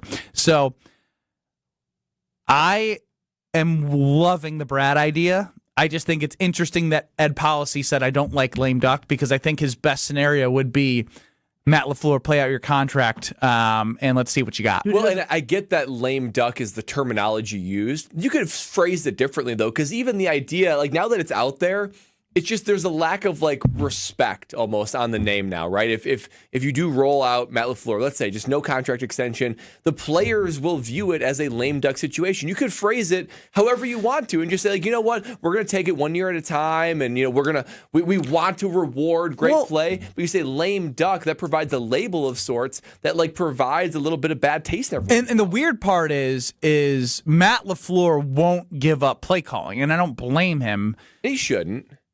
But what the Philadelphia Eagles did was they brought in coordinators. Sirianni gave up play calling. Was it Kellen Moore? I think that's right. Whoever was calling plays, I think it was Kellen Moore who then took the Saints job. Yeah, Kellen Moore called plays last season when they won a Super Bowl. Correct. And then he took the Saints job. So my overall point is so a lot of the times you see this in college basketball or wherever, it's all right, you have to fire your staff, but you get to stay, and that never really ends up working out. No. So I just think it would be hey, it's this or your ass is grass. I think what y'all need to understand, though, is this. If anything, again, NFL is different than college football, but who cares? If they sign an extension, they get fired to next year, it doesn't matter. Organizations do it all the time. They'll get rid of them if that's what they want to do. And so I do believe they should sign up to an extension. If he does not perform. The Packers are so financially conservative. They're not going to pay a guy for 5 years. If the Packers go 6-11 next year, they're firing Matt LaFleur regardless of what extension he got. Brad, what are some of the things? I feel like Kyle Wallace went to war for Matt LaFleur in this contract extension, correct? Yeah. Well, we're going to move on to something where I'm pretty sure when we're putting the show together, Kyle was very upset with one Matt LaFleur. So we'll see who's going to balance the I believe in him, but I'm also very upset with him because the way that they showed up on Saturday has him very upset. Yeah. So we're going to get to him being very upset and you being very upset at 800-990-3776 on the effort, intensity, and everything that went down on Saturday in 2 minutes next. This is Kyle, Brust, and Nortman on ESPN Wisconsin and the ESPN Wisconsin app. Can you feel it? It's the thrill of witnessing a walk-off grand slam, a game-winning touchdown, a buzzer-beating 3. Yeah, you know the feeling. And there's only one place to experience that raw exhilaration. Potawatomi Sportsbook. Catch all the action in a supreme space with dozens of sports betting kiosks, cool drinks, luxe seating, great food, fiery atmosphere, and a monster video wall. Become a legend at Potawatomi Sportsbook. More info online. Must be 21 to enter casino. Home buyers are raving about their experiences with the Citizens Bank mortgage team. Aaron helped me get pre-approved really fast, like before the open house even started. I called Devin so many times with questions, and he always answered. It's more than a mortgage. It's your future. And at Citizens Bank, we make it personal. Learn more at citizensbankwi.bank/mortgage. Citizens Bank is member FDIC and an equal housing lender. NMLS 746419. Is back pain slowing you down? When it comes to spine care, you need specialized expertise. At the OAW Spine Center, their orthopedic care specialists provide the highest level of care for everything from herniated discs to spinal fusion. They start with the most conservative, non-surgical treatments like physical therapy and injections. If surgery is needed, minimally invasive procedures at the OAW Spine Center will get you back on your feet faster. With a focus on treating the source of the problem, they take a comprehensive, active approach to spine health, getting you back to the life you love. The OAW Spine Center. There is a difference. Visit OAWspinecenter.com. That's OAWspinecenter.com.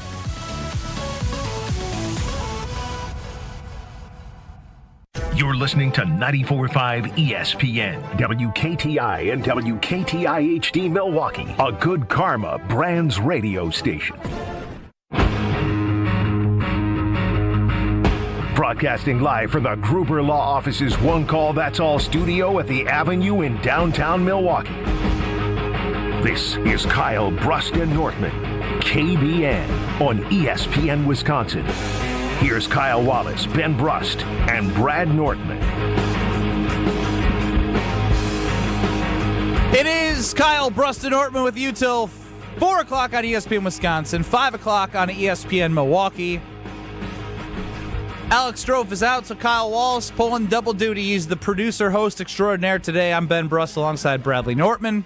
800-990-3776 is the Carbless Talk and Text line.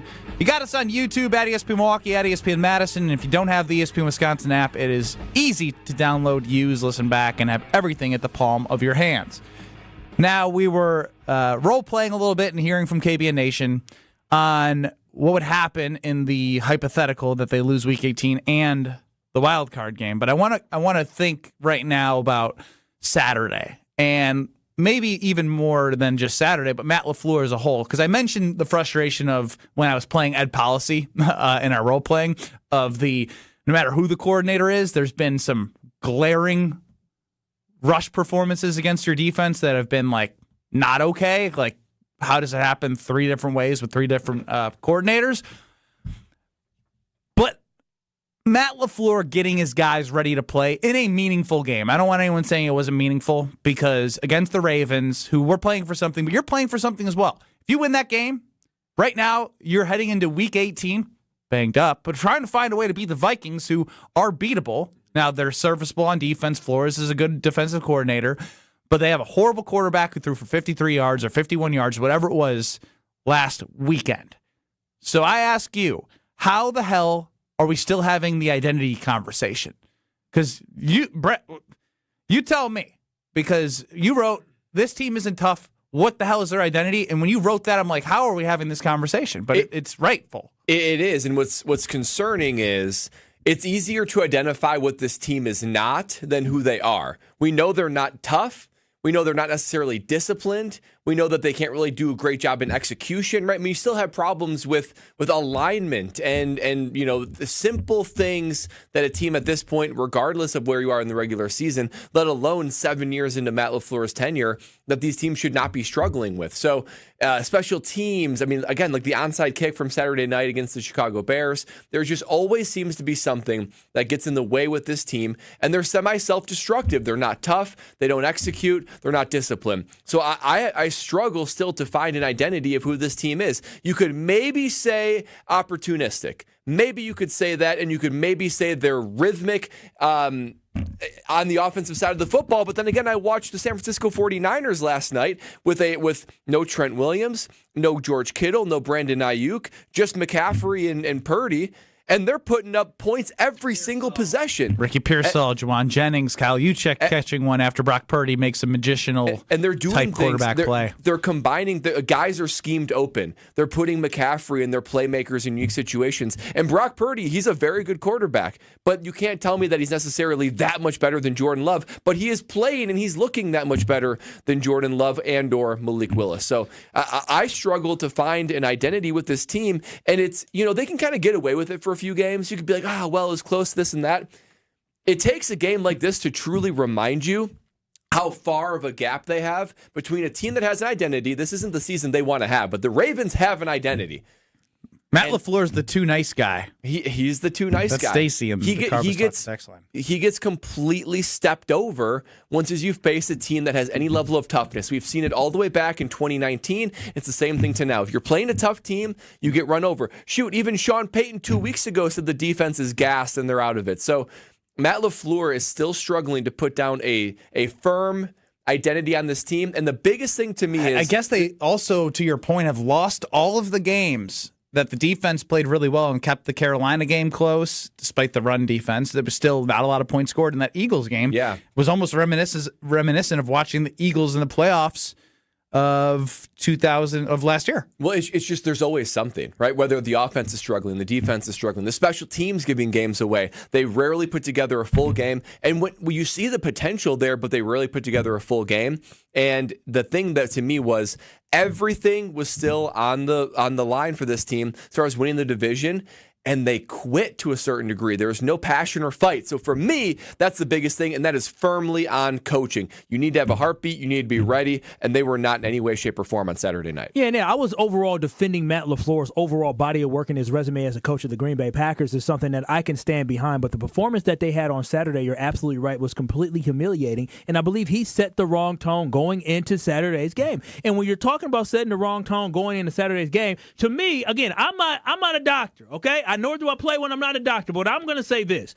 Had the Lions won and they still had a chance to clinch a playoff berth, I believe that Matt LaFleur probably would have said, you know what, maybe Jordan Love clears this concussion protocol because this team actually has something to play for. And so when he took the pedal off the gas and decided that, Josh Jacobs is only going to play for a little bit, and then I'm going to sit him the rest of the game, and Jordan Love is going to sit out, it sent a message to this entire roster that this game didn't matter as much as it needed to. And so the unfortunate thing for the Green Bay Packers is they lacked the sense of urgency on Saturday, and they had a team that was competing for their life, even though they did not control their own destiny. But what they understood was all they can do is win games and hope for the best. And guess what? They won on Saturday, and now they play the Steelers next week. And guess what? The winner will be in the playoffs because the Ravens decided that they were going to give it their all. The Green Bay Packers had no business allowing 41 points to be scored on them by the Baltimore Ravens. Yes, Derrick Henry is King Harry and a great running back, but 216 yards and 4 touchdowns,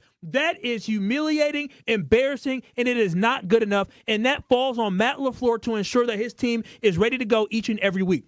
To his credit, the Packers have not lost a game like this all year. They have not. The Packers have made it. They were in every game. They always had a chance at the end of every single game in order to win or tie that game. And this was the one troubling thing that you keep talking about right now is, I think, probably less about what they were playing for in potential to win the division, but also the idea of now we're talking about you need either to get healthy or that get right game, because you've lost 3 in a row. So like there's part of it as well that's like we want to win these football games. We want to be playing our best football at the end of the year. We saw last year after week 17 that we were not, and that probably did not help in their mindset of week 18. And they obviously battled, but they weren't clean and crisp as they needed to be to get past the eventual Super Bowl champions last year. So it's all on a bad track, but I'm totally at this point right now.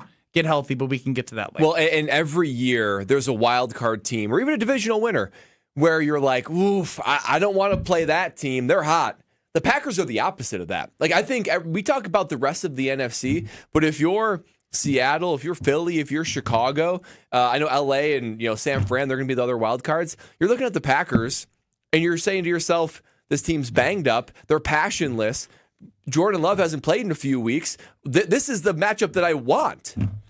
I don't know. There's still something to the Green Bay Packers that would scare me. No, they're a good team. And again, despite everything that you just talked about with Derrick Henry, yes, maybe just call me stupid, but I still believe that Jeff Hafley, with a good preparation for, after seeing the Bears twice, seeing the Eagles this year, would be able to put something together with whoever he has to make it formidable for the defense. But then you turn to your franchise quarterback that you mentioned with everything that's gone down with the 49ers. Yeah. You need him to elevate you. And he has elevated this Packers football team in 2023 when the defense wasn't that great. It wasn't what it's been. They literally kept them in the game against the Eagles. And so, but again, what I don't want to do is say. No, I'm talking about 2023. Oh. When they won a game on Jordan Love's shoulder, and through 3 quarters, Jordan Love's shoulder was really good. And then he had a bad pick, and But what I don't want to do is depict this defense of what we saw on Saturday. This is not the defense that we have seen throughout the season. The biggest issue for me and why I'm so frustrated is because I know that I saw enough that this team is not going to all of a sudden come together and have enough to be able to make a run to the Super Bowl. We talked about, Brad, you've lived through it, how tough it is to win all those games to get to the Super Bowl. You didn't have to win all the games. You guys were the number 1 seed. You got to play at home. You got to rest up. Like, you didn't have to deal with all that. The Green Bay Packers have to go 3 games on the road and win. And let's just be honest. Every single game since the Denver game, every game somebody's been going down. If you think anything's going to be different during the playoffs, that ain't nobody going to drop out, you're crazy. I mean, we got guys dropping out with knees, Achilles, concussions, everything, and it's going to be more physical brand of football come the playoffs as well, where guys might be dropping like flies. This team is not built to make it on the road 3 games in a row with the way that they currently are with all these injuries. They just don't have the depth. Well, and a ding against Goody is he admitted the depth on the offensive line specifically is one of the things that caused the cascading calamity that was he invested in that O-line. So the reality is he knew that lack of depth will keep you from being able to make a Super Bowl run. That's exactly what happened to the O-line last year in Philadelphia. So injuries should not be coming as a surprise and saying, oh my gosh, we have no depth. That should not be a surprise because he knew that all offseason. I would characterize Jason Wilde after listening to Sunday Karma and a little bit of Wilde and Tausch as a little more glass half full towards the defense, despite the performance by Derrick Henry. So I'm curious to get his thoughts as Jason Wilde will join us next year on Kyle, Brust, and Nortman across ESPN Wisconsin. This is Kyle, Brust, and Nortman on ESPN Wisconsin and the ESPN Wisconsin app. Things are a little bit better now this afternoon. Westbound 94, we are seeing a little bit of a backup heading right through the stadium interchange starting at about 35th Street past Mitchell Boulevard. On the eastbound side from 76th Street, a bit slow to Hawley Road. And that's pretty much it for any incidents or accidents. This holiday season, escape the hustle and bustle at Lake Lawn Resort. From spa days to holiday events, it's where the spirit of the season comes to life. Book your getaway today at lakelawnsresort.com. And check out the TMJ4 Storm Team forecast. Tonight, partly cloudy, a low of 10. Tomorrow, mostly sunny, snow later on with a high of 27. From the WTMJ Traffic Center, I'm Debbie Lazaga on 94.5 ESPN.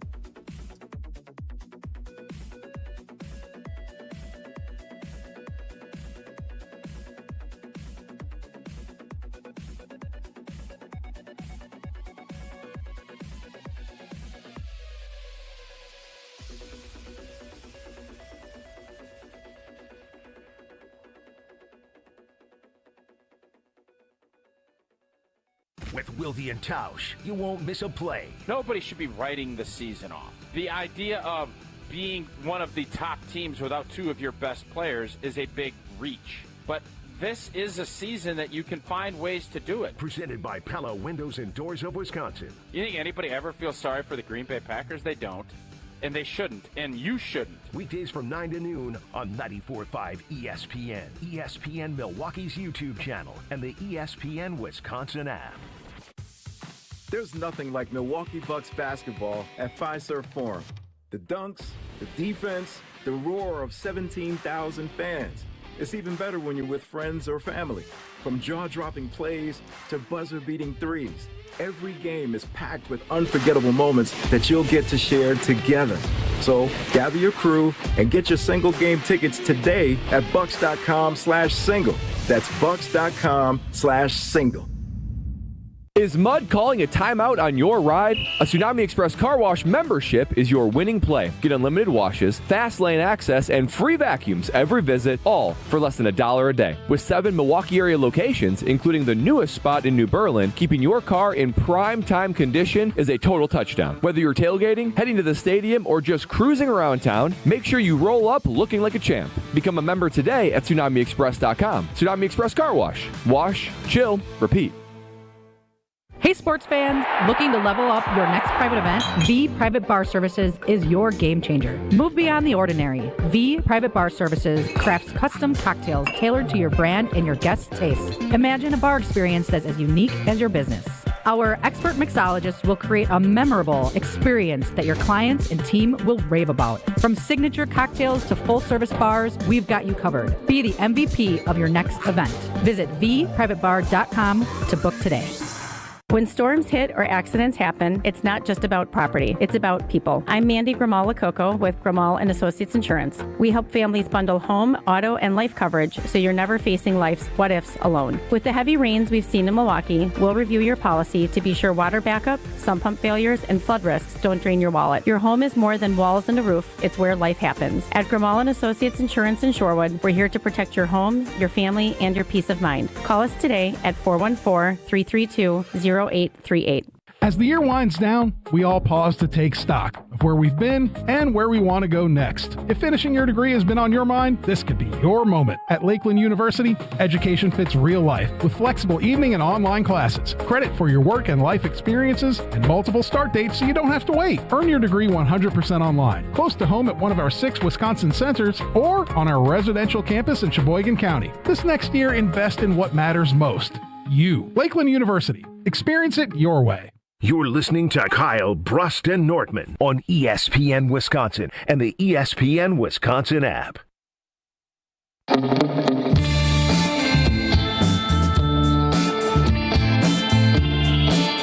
the, are we singing Madison?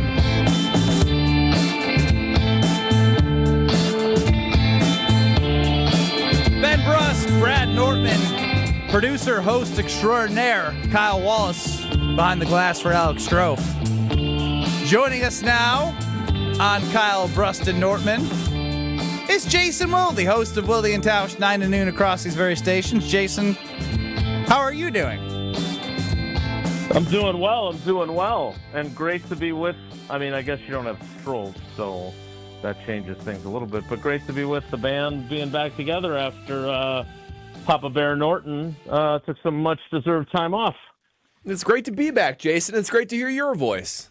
I do want to know, Jason, from you, what the vibe and narrative was from fans of Wilde and Tausch. Doom and gloom about the defense. Obviously, I did listen on my drive from St. Louis to Wisconsin on Sunday, to Sunday Karma, in which Kyle's declared the season over because he believes that they don't have an ability to win a Super Bowl, so his fandom stops as a Packer backer. Okay. So just from hearing from Kyle, from Wilde and Tausch, where's your pulse at from the fans? Now, I get after Kyle from time to time. I don't know if I would depict his position quite like that, but we're a little different, you and I, Jason. We are. I know that comes as a surprise to a lot of people. So here's the thing. I understand that everyone has every right, if you're a Packers fan of any creed, color, whatever, you have every right to be frustrated and angry. I don't care if you're a dyed-in-the-wool 95-year-old Packer fan who remembers Don Hudson, or if you're a young whippersnapper Brad, you're not that young anymore, but this show is. I understand, and I'm not here to tell you you're not allowed to be frustrated or exasperated or angry or disappointed or struggling to see, what's the point, because they are not a Super Bowl team. I understand that feeling is out there. I would say that I would be careful about completely writing everything off, because I don't think the NFC has any team that you would say there's no way the Packers can beat those guys, right? The counterpoint is the Packers are probably the team that people most want to play right now. Yeah, as well they should, because they look like Garbanzo on Saturday night defensively. But again, I do think it's important to remember that Derrick Henry is a Hall of Fame player. Matt LaFleur has seen him run for 200 yards before. He was his offensive coordinator when it happened. It was, I believe, his first one of his career. So I get the frustration. I want to tell everyone who feels that way, however strongly or mildly they have it, they are within their rights as Packers fans to feel that way. That said, you look at the way they've lost in the last 3 weeks. They lost in Denver in a game they were in until basically they lost their superstar player. I mean, as much as I think Jordan Love was in the MVP conversation, I'm not even sure he was the most valuable player on his team. Well, and Christian Watson in Micah that game Parsons was a big one. So that they did not, even though they were within 8 points and they had 2 possessions where they could have theoretically tied the game, they were just devastated, right? The meltdown in Chicago, do I think that there's a hangover from that? Maybe, but that is a really difficult way to lose. And you feel like you're better than them. And I always think back, and there's too many people comparing these guys to 2010, and I do not see those comps personally. The injuries are different. The injuries are to more significant people. Got a whole other class of people that are pushing for Malik Willis to take over as the starting quarterback. It's pandemonium.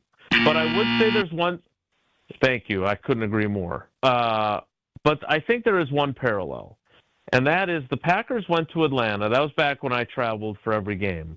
And I remember this, maybe I've told you guys this before, but being in the post-game locker room of when they lost to Atlanta in the regular season in 2010, it was the most confident losing locker room I had ever been in, because they were on their way to being the number 1 seed, the Falcons were, and the Packers were like, we're better than these guys.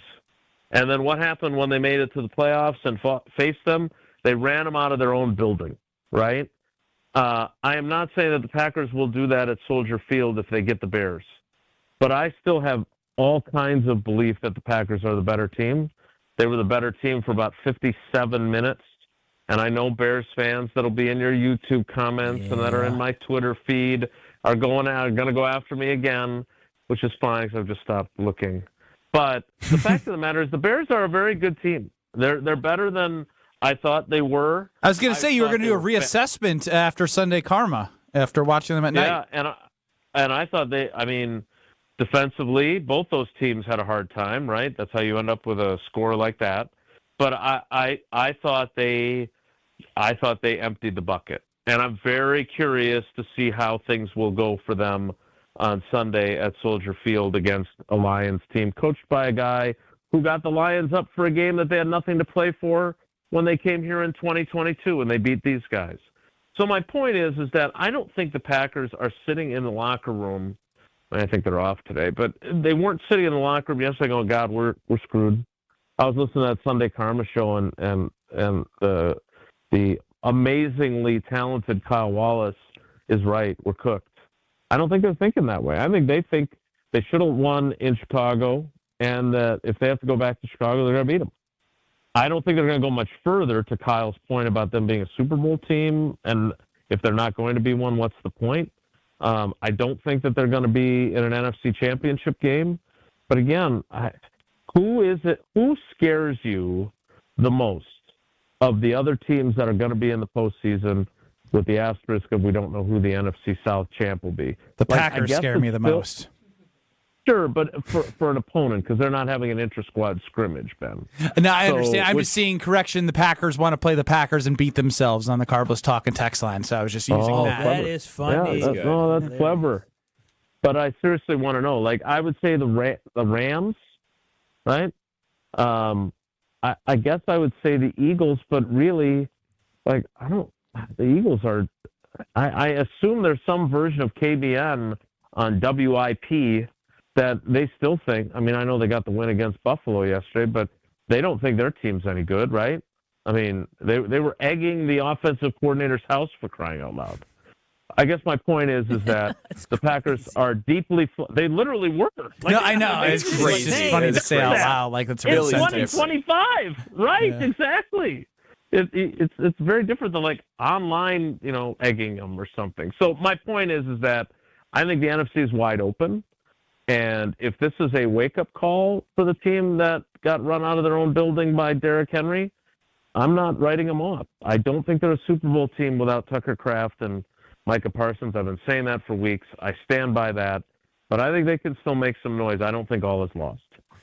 Jason, this is the third year straight, obviously, them being the 7th seed, wild card, all the things. You were hoping for a progression, or at least I know the organization was.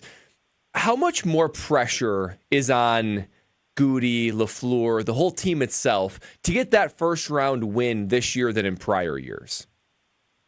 Well, I'm just glad you included Goody, because I feel like he gets a pass. We role-played being Ed Policy with both LaFleur and Goody, because I think that is important. Yeah, I just think that I agree. I'm glad you did that. So, is there pressure? Absolutely. Like, the problem, of course, is in one game, this having played in the league, in one game, all kinds of weird stuff can happen. And so you can't pin it solely on this idea. The idea is you got to win a playoff game, right? Your idea, the thought is you got to advance further than just making the playoffs, right? Show progress. I totally agree with you. Right. But at the same time, the way they played in Philly last year, they gave themselves no chance, right? You turn the ball over 4 times. Your franchise quarterback, who is, I believe, ending the season last year, that was his first year of his new Megabucks contract, right? If I recall correctly. For him to throw 3 picks in a playoff game, is that because Matt LaFleur sucks? Is that because Goody sucks? Or is that because his routes were run wrong? Whatever the reason is, you can't have your franchise quarterback throw 3 picks in a playoff game. You're not going to win. And so I don't know if there was as much progress last year as the record would indicate, and they ended up in the same spot in terms of the playoff seeding. This year, I know we don't operate in this realm, but I am convinced that, and I understand other teams have injuries, so I know that's going to be the next YouTube comment. Look at what the 49ers are doing. They have had their problems, no doubt about it, and I would say Kyle Shanahan's a better coach, and I think hard to prove otherwise. But I do think that this team, as it was constructed in Pittsburgh, when Tucker Kraft was still healthy and Micah Parsons was still healthy, I thought it was a Super Bowl team, and I don't say that lightly. So if I'm Ed Policy and I'm saying, well, we didn't see the progress we wanted to from this team, I guess I'm also saying I think we were on the precipice of some big-time progress, and then this is the luck of the draw of the NFL. So I'll be curious to see what they do. The problem with all this, I was saying this to Tausch this morning, none of us know what Ed Policy is thinking. Yep. Like he's not like we know the last one statement and a couple articles. Right, like he's not like the last guy. He didn't go on the WIAA broadcast this year. Correct. So I like all I keep hearing people say is, well, this is his dad fired Bill Walsh. Well, yeah, my dad was a welder and not a very good youth sports coach. I mean, I'm not the same guy as him either. So I don't know how I would look at Ed Policy and just say, well, because Carmen Policy did this, this, and this, he's going to fire these guys and start over. Jason Motley joining us here on Kyle, Brust, and Nortman across ESPN Wisconsin, with Kyle hosting and producing. Yes, Jason, what's more important or most important for the Green Bay Packers going into Week 18? Is it resting the starters and getting healthy, or is it momentum going into the playoffs? Yes. Everything. I mean, that's the problem, I saw that answer coming from a mile away. I'm nothing if not predictable.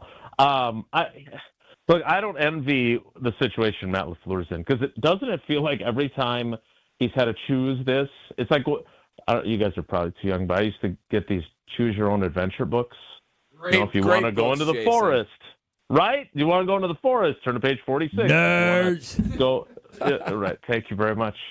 Because it does. This will be the 6th time they're in the playoffs, and I have to finish my research on this, but it feels like almost every year the last game is, well, you going to play your guys or not? So a couple of years ago, right? It wasn't 23. I think they had to win. But like in 21, yes, they had to win in rest 23. Everybody. Right. So 21, rest everybody, then get the bye, and then they play like absolute trash, get a punt blocked, Rodgers and Devontae Adams and the offense conjure up, one touchdown? And they lose at home as the number 1 seed. Oh my God! 2020, was that the David Bakhtiari half a game against the Lions? I think so. Because then he played against the Niners in the NFC Championship Well, game. he tears. No, yeah. So he tears his ACL in practice at the end of the 2020 season. It was on New Year's Eve, which is why they don't, in my opinion, in an empty stadium without their left tackle, finally at home for an NFC Championship game, they get beat by Tom Brady. So he tears the ACL at the end of 2020. So it's 21 in Detroit that he plays a little bit then. I think you're right. Anyway, I clearly have to do more research. But my point is, it feels like every time he does something, it's the wrong decision, right? Last year, he says, we got to play our guys, right? So he plays Love, who injures his elbow, and he plays Christian Watson, who tears his ACL. So now, and I would be the same way. Now I'm like, well, crap, I can't. I'm not playing him. I'm going to start Clayton, too, and I can't afford to lose Jordan Love or Malik Willis, right? I'm going to trot a bunch of practice squad guys out there. Like, I don't know. It's just a no-win situation for him.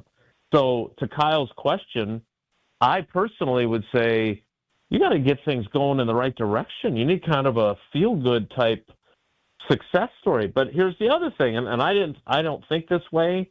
And in retrospect, I respected it. I was doing our little TV thing up here in Green Bay last night, and a couple of guys said, well, what if you play your guys and your offense stinks? Because Brian Flores just did that to the Lions. Yeah, that's a good point. So now you play guys and you suck. Now you just, like, again, that's a terrible way to go through life, right? Oh, my God, what if we play our guys and they stay healthy? They're just terrible. So yeah, we got away unscathed, but man, that sucks. But boy, we got less confidence. We scored 3 points. Yeah, I think it's rest. I think it's rest all the way. But, well, it's certainly rest for certain guys. Correct. Right? I mean, you can't choose the whole roster because you're already down quite a bit, and you got to elevate 15 guys to make a roster. Right, and you can't play Josh Jacobs. Like, I don't know what that was on Saturday night. Yeah. Like, they took him off the injury report to not play him? Well, and it seems like they'll play him to start the game, but then they'll take him out pretty quickly early. I don't understand what's going on with Why Jacobs. play him at all there? 13 why play him at all there? I don't get it. 4 carries for 3 yards. One quick thing, though, Jason. Why does Bo Melton get wide receiver snaps that take away from Matthew Golden when the plan all year was for him to play defense? That is fascinating to me. Yeah, I think that's a very fair question. I mentioned this to somebody yesterday. I can't remember who, but if you go back, Jordan Love said something really interesting a couple weeks ago where he said how Matthew Golden's route running has really improved and it's been more precise than it had been previously. And when I heard that, I heard, well, that's a very nice compliment. That's also a criticism, right? That's a criticism of this is why he wasn't playing as much, because they couldn't trust him to be where he needed to be when he needed to be there, right? And that doesn't mean he's a bust. That doesn't mean he's not going to evolve into a really, really good player for these guys. But right now, as a rookie, that's not who he is, and so as a result, they don't play him as much. Now, I'm not sure I agree, but if Jordan Love is saying that, I mean, that's about as close to being critical as Jordan Love gets, right? I mean, he does not throw anybody under the bus publicly, and I know he meant that as a compliment, but it means that his route running, right, but his route running wasn't good previously. So that I thought was really interesting. Jason, we appreciate the insight and the conversation. We will talk to you next week. Are y'all not okay? I guess it's Thursday. Thursday is. I'd love to have you Friday if you're available. Okay, let me negotiate with will your regular producer be back? No, he's off all week. Yeah, who's producing on Friday? Dude, I'm going day by day. Jason, I'm hosting with Jesse tomorrow, so I'm going day by day. Oh my God, that you may not make it to Wednesday. Thanks, Jason. All right, guys, take care. That's Jason Wilde and Tausch, 9 to noon across these various stations. He did good today. What a way to end the year. Today. Yes, I agree. I thought it was very insightful, and we got a lot of information that we needed to move forward on Kyle, Brust, and Nortman, continuing next with you, KBN Nation. You're listening to Kyle, Brust, and Nortman, KBN, on ESPN Wisconsin, ESPN Milwaukee on YouTube, and the ESPN Wisconsin app. Not bad so far. Westbound 94 is just a little bit tight from 35th Street to Mitchell Boulevard. Eastbound slowing down right past 70th Street. But overall, the rest of the system, as a matter of fact, the rest of the area is looking really good right now.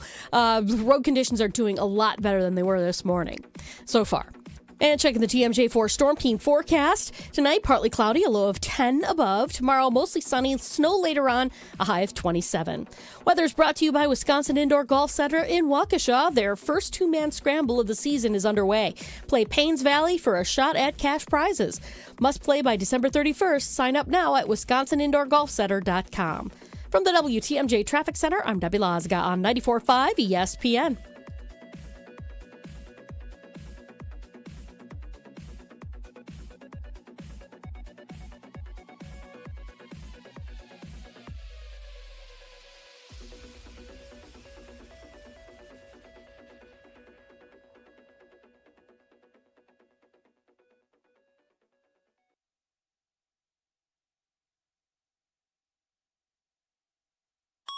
An ESPN Radio Extra Point with Gabe Neitzel. If this was Michigan 15 years ago, 20 years ago, before the NIL and transfer portal era, I would say they would have some work to do in repairing the trust and making sure that you can go out and get those recruits, that the recruits are going to trust the university and do all those things.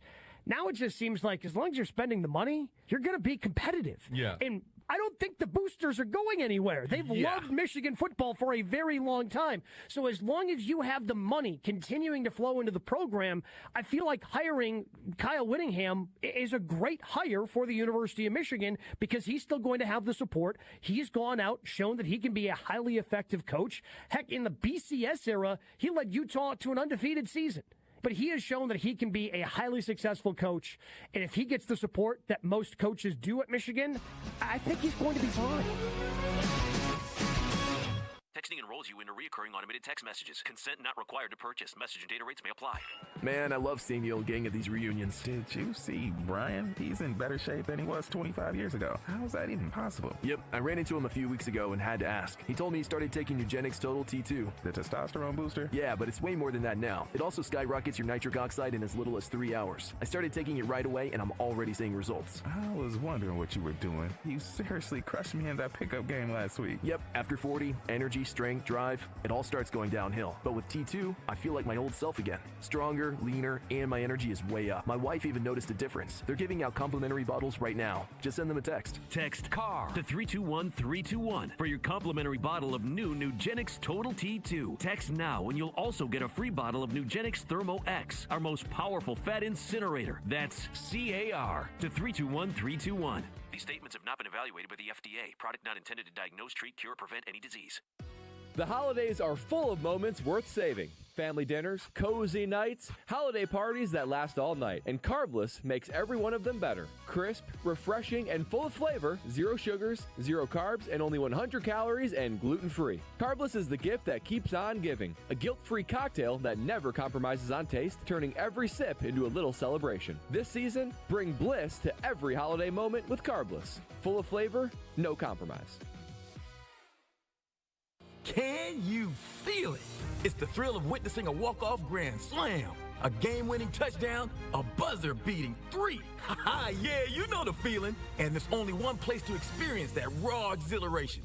Potawatomi Sportsbook. Catch all the action in a supreme space with dozens of sports betting kiosks, cool drinks, luxe seating, great food, fiery atmosphere, and a monster video wall. Become a legend at Potawatomi Sportsbook. More info online. Must be 21 to enter casino. You're listening to Kyle, Brust, and Nortman, KBN, on ESPN Wisconsin, ESPN Milwaukee on YouTube, and the ESPN Wisconsin app.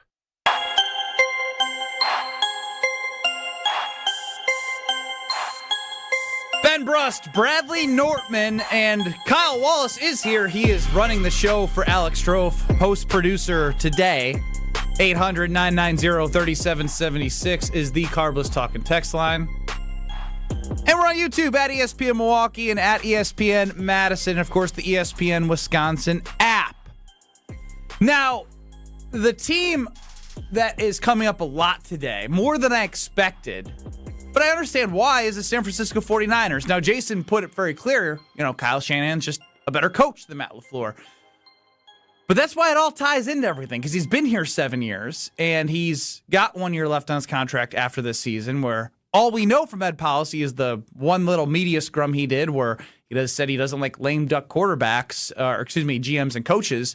So then you're thinking to yourself, well, without Brock Purdy 6 games with Mac Jones, without George Kittle at times, without Bosa the entire season essentially, without Fred Warner, who's trying to play in the NFC Championship game if they make it that far. Crazy. They are playing for the number 1 seed in the NFC in the toughest division in the NFC with Seattle and the Rams in that division. So it just does that make you feel worse as a Packer fan knowing the success that they were to have with injuries to their best players as well? Absolutely it does, and it should, to be quite honest, because it's a true, I don't want to use the word excuse, but it's a reason, right? A reason why maybe the Packers haven't had as much success is because of injuries. But it doesn't take much history looking back into the hourglass to see the Detroit Lions last year won 15 games, and Aiden Hutchinson broke his leg like week 4, so they were out him most of the year. That's kind of their equivalent to Micah Parsons, and you could make the strong argument that San Francisco has lost more guys than Green Bay has. On a man-to-man basis, they've had more success in a tougher division, and they are ending the season with more to play for and in a better position to actually make a Super Bowl. They look like a Super Bowl team in some capacity, and the Green Bay Packers do not. So I just think it's frustrating to see other teams. You want to use injuries as an excuse, but you just can't, because other teams don't use it as an excuse when they're better coached and there's more players on them. So then again, it brings me back to the conversation then, is this Goot or is it LaFleur? Because Goot gets the players and LaFleur coaches the players. Well, and it's interesting too, because I asked the question to Jason, is this organization, Goot, LaFleur, the players, under more pressure this year to get that playoff win, even though they're the 7th seed year after year? And Jason basically said, look, it's hard to define a year in one game. But the reality is the Packers put themselves in this position, right? If they would have won... And it is what you do in sports, if we're being honest. Everything's heightened in the playoffs. But if you were to win 12 games, let's say, and look really good all season and still lose the first round of the playoffs, you could say progress was made. I've got a bigger sample size of looking really good. So even though you lost one playoff game, maybe it's not reflective of the whole. I think you look at this and say little progress has been made, if any. You are the 7th seed. And if you go ahead then and lose the first playoff game, you could say it's more evidence that this team has not taken the step forward. So I think it's unavoidable. I think that the pressure on the game in Wild Card Weekend is going to be massive and will be indicative, I think, of what Ed Policy will do in a lot of ways. And even more than that, it's not like they're playing against a juggernaut. I mean, if you had, the insert whatever dominant team, the equivalent of the Chiefs or the Patriots, and they were good, and you were facing them in the playoffs, you'd say, well, shoot, no one can beat them. But we're all under agreement that the NFC is not that great. So even more reason why the Packers should go to either Philly or Chicago, give them a game, and maybe even win.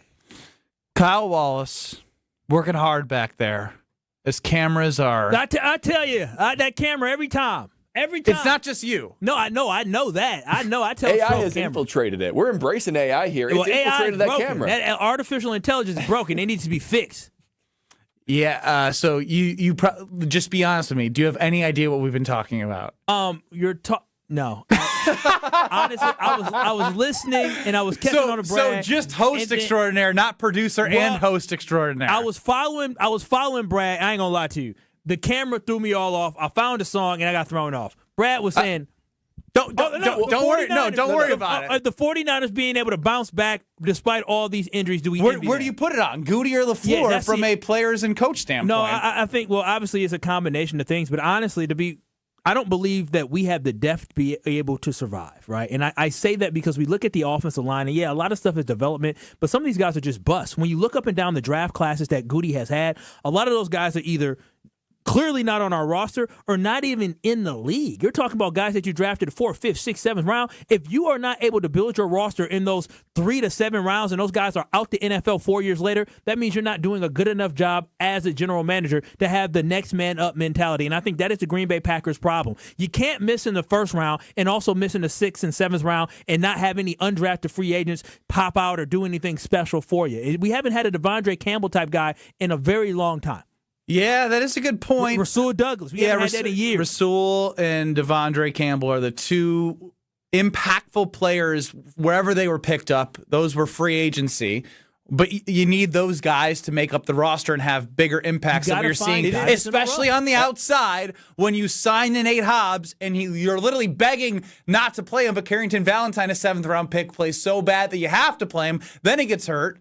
Then you throw somebody else in who gets hurt. You can't invest bad money like they did with Aaron Banks and Nate Hobbs. Aaron Banks has been okay, but he hasn't been the guy who should have got the top money as a guard or second highest money as a guard this offseason. That's point blank, period. You know, it is interesting because with Goody, a lot goes on the floor to raise everybody else around him. But with Goody, I mean, he just nails the big swings. If it's like a home analogy, when he redoes the kitchen or the bathroom, man, they look great. Like Jordan Love, Micah Parsons, you got your future tackle in Zach Tom. Like he nails it. But the half bathroom still is. The half bathroom looks like he's short. Looks like mine. The electrical work. He's shorted the electrical work. You don't see it all the time, but when you need it to work, it's not working consistently. He is banging that table like me. It feels good. It's a powerful chair, huh? Something about this seat, man. I got so much space for expression. It actually looks like he fits in that spot, whereas you could sit anywhere because you're tiny. Whoa. How did you come?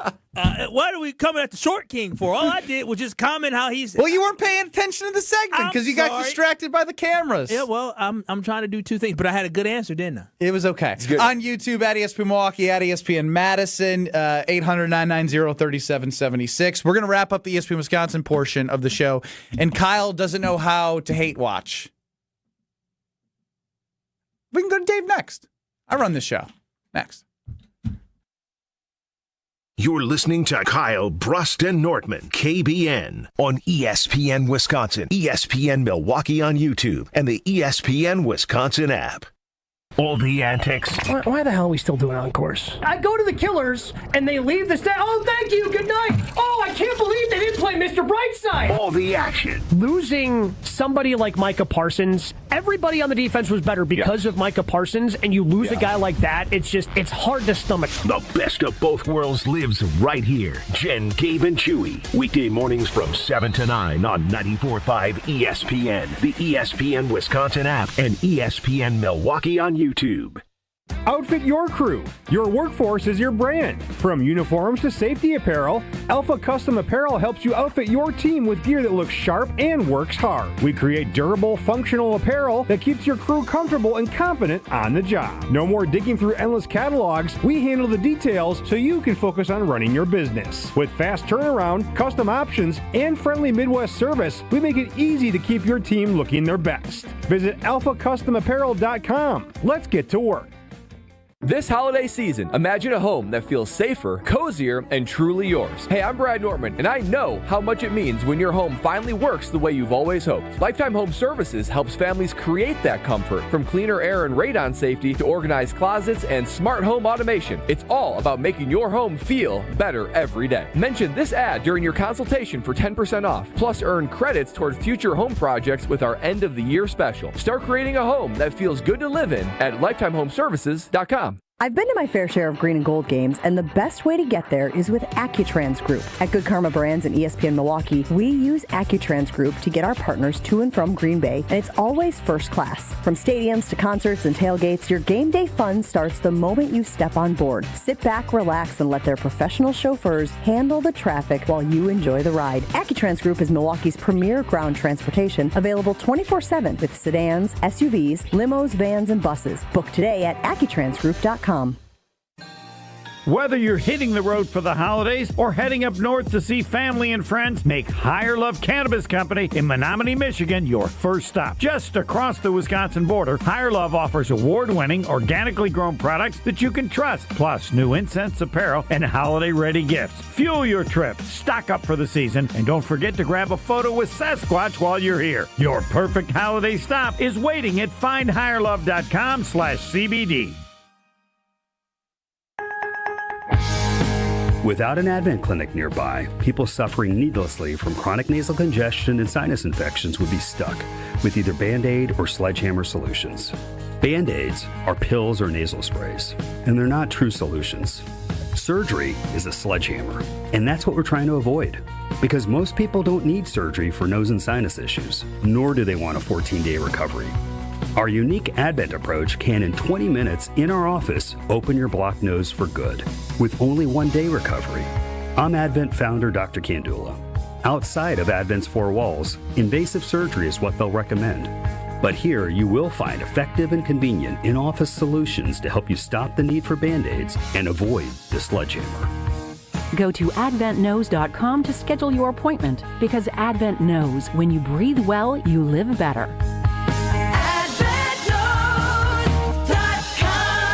Most insurance accepted. Tito's Handmade Vodka is America's favorite vodka for a reason.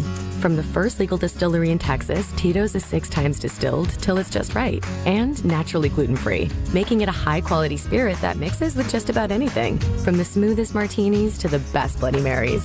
Tito's is known for giving back, teaming up with nonprofits to serve its communities and do good for dogs. Make your next cocktail with Tito's. Distilled and bottled by 5th Generation Inc., Austin, Texas. 40% alcohol by volume. Savor responsibly. This is Kyle, Brust, and Nortman, KBN, on ESPN Wisconsin, ESPN Milwaukee on YouTube, and the ESPN Wisconsin app.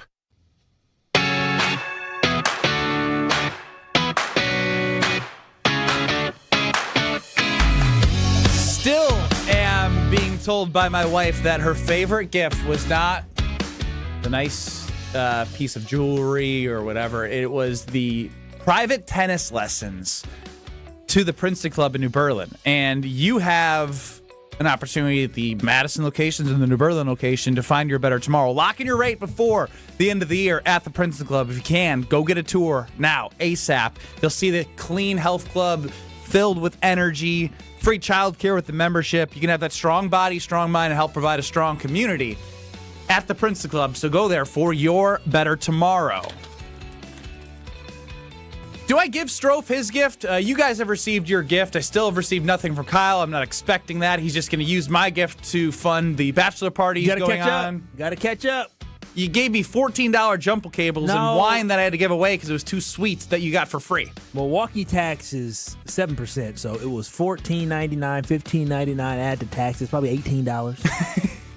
Okay, sorry. And the the gift wine of a lifeline that he got for free. No, it came out of our allotment. We get a yearly allotment. I'll be honest, too. We still haven't drank the wine either. Here, it's in our fridge. Just give it back. It's too sweet for you, too. It's good. I think of you every time I look at it. I say, "Oh, Kyle!" And I'll give y'all some of the good. That cork is going to disintegrate before Brad ever opens it. I'll trade it out. I'll get you something else. Ben Brust, Brad Nortman, Kyle Wallace running the show for Strofe, also kind of hosting. We'll see if he's able to listen and produce this segment. Music's good, though. It's better than Strofe's. It is good. It is good. Or that non-licensed. Let's go to Dave in Illinois. You're on the Carbless Talk and Text line with KBN. Hey, can you guys hear me? Gotcha. Loud and clear. Hey, so yeah, I am from Illinois. I am a Bears fan. I'm calling, this is not a troll. First of all, we can agree, I also find David Kaplan annoying. As a Chicago person. I'm a White Sox fan, and I cannot stand David Kaplan. So we're same team there. Your season is not over because there is, first of all, the Green Bay Packers are the standard in the NFC North. I hate that I'm giving, a pep talk, but it's why they're are a you terrifying doing this? Organization. What's the underlying thing here? I do not like all the bad karma that every Bears fan's I want the Packers. I do not want the Packers in the playoffs because I went to Iowa. So whenever we played Wisconsin, it didn't matter the year. Those teams know each other so well. And unlike, Iowa, which puts up a fight against Wisconsin, most times the Bears lay down and we lose to the Packers. I have too many memories of it. So I think it's for you guys. If you guys can get that game in, it's just, I feel like you can do that, maybe make a run. And I'm not like other Bears fans. I'm not delusional and be like, Jordan Love's not that good. Jordan Love's really good. They somehow found another really good quarterback. And so Dave, I actually hate to cut you off us. because I do have a hard out here of the ESPN Wisconsin portion. Let's give it up for rational Bears fans. That's what we needed. Appreciate the call, Dave. Kyle Wallace is working hard to figure out how to get things done back there as we wrap up the ESPN Wisconsin hour and we head to the 414 hour at 4 with you on 94.5 ESPN, YouTube at ESPN Milwaukee, and the ESPN Wisconsin app in 2 minutes.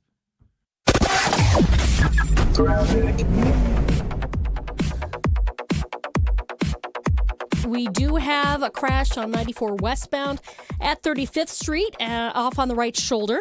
Beyond that, more delays heading out past Mitchell Boulevard. Eastbound is backing up just a little bit from just before 84th Street to Hawley Road. Other than that, everything else seems to be rolling along fine. As I look at the winter conditions around our area, we're looking pretty good. Everything's pretty much normal driving conditions so far until things start to change later on. Tsunami Express Car Wash is now open at 10928 West Oklahoma Avenue. Wash, chill, repeat. And checking the TMJ4 Storm Team forecast tonight, partly cloudy, a low of 10. Tomorrow, mostly sunny, snow later on with a high of 27. Weather is brought to you by National Liquor Mart at 16th and National in Milwaukee, packed with the best beer, liquor, seltzer, and spirit deals in town. Open 9 a.m. to 9 p.m. daily, where your satisfaction is their plan of action. From the WTMJ Traffic Center, I'm Debbie Lazaga on 94.5 ESPN. Wisconsin Indoor Golf Center is kicking off their first tournament of the season with $1,000 in cash prizes. This is Gary Ellerson, inviting you to team up for a two-man scramble at Paynes Valley. Play it on their spacious state-of-the-art golf simulators. Sign up now at WisconsinIndoorGolfCenter.com. Just $120 per team, and you must finish your round by December 31st. This is their first of many winter tournaments. Keep an eye on their website. Take on Paynes Valley starts today at WisconsinIndoorGolfCenter.com. Hey sports fans, looking to level up your next private event? V Private Bar Services is your game changer. Move beyond the ordinary. V Private Bar Services crafts custom cocktails tailored to your brand and your guests' tastes. Imagine a bar experience that's as unique as your business. Our expert mixologists will create a memorable experience that your clients and team will rave about. From signature cocktails to full-service bars, we've got you covered. Be the MVP of your next event. Visit vprivatebar.com to book today. Tune in to KBN every day at 2 o'clock. Kyle, Brust, and Nortman. 94.5 ESPN is WKTI and WKTI HD, Milwaukee. A locally owned Good Karma brand station. Broadcasting live from the Gruber Law Office's One Call That's All studio at the Avenue in downtown Milwaukee. This is Kyle, Brust, and Nortman, KBN on 94.5 ESPN.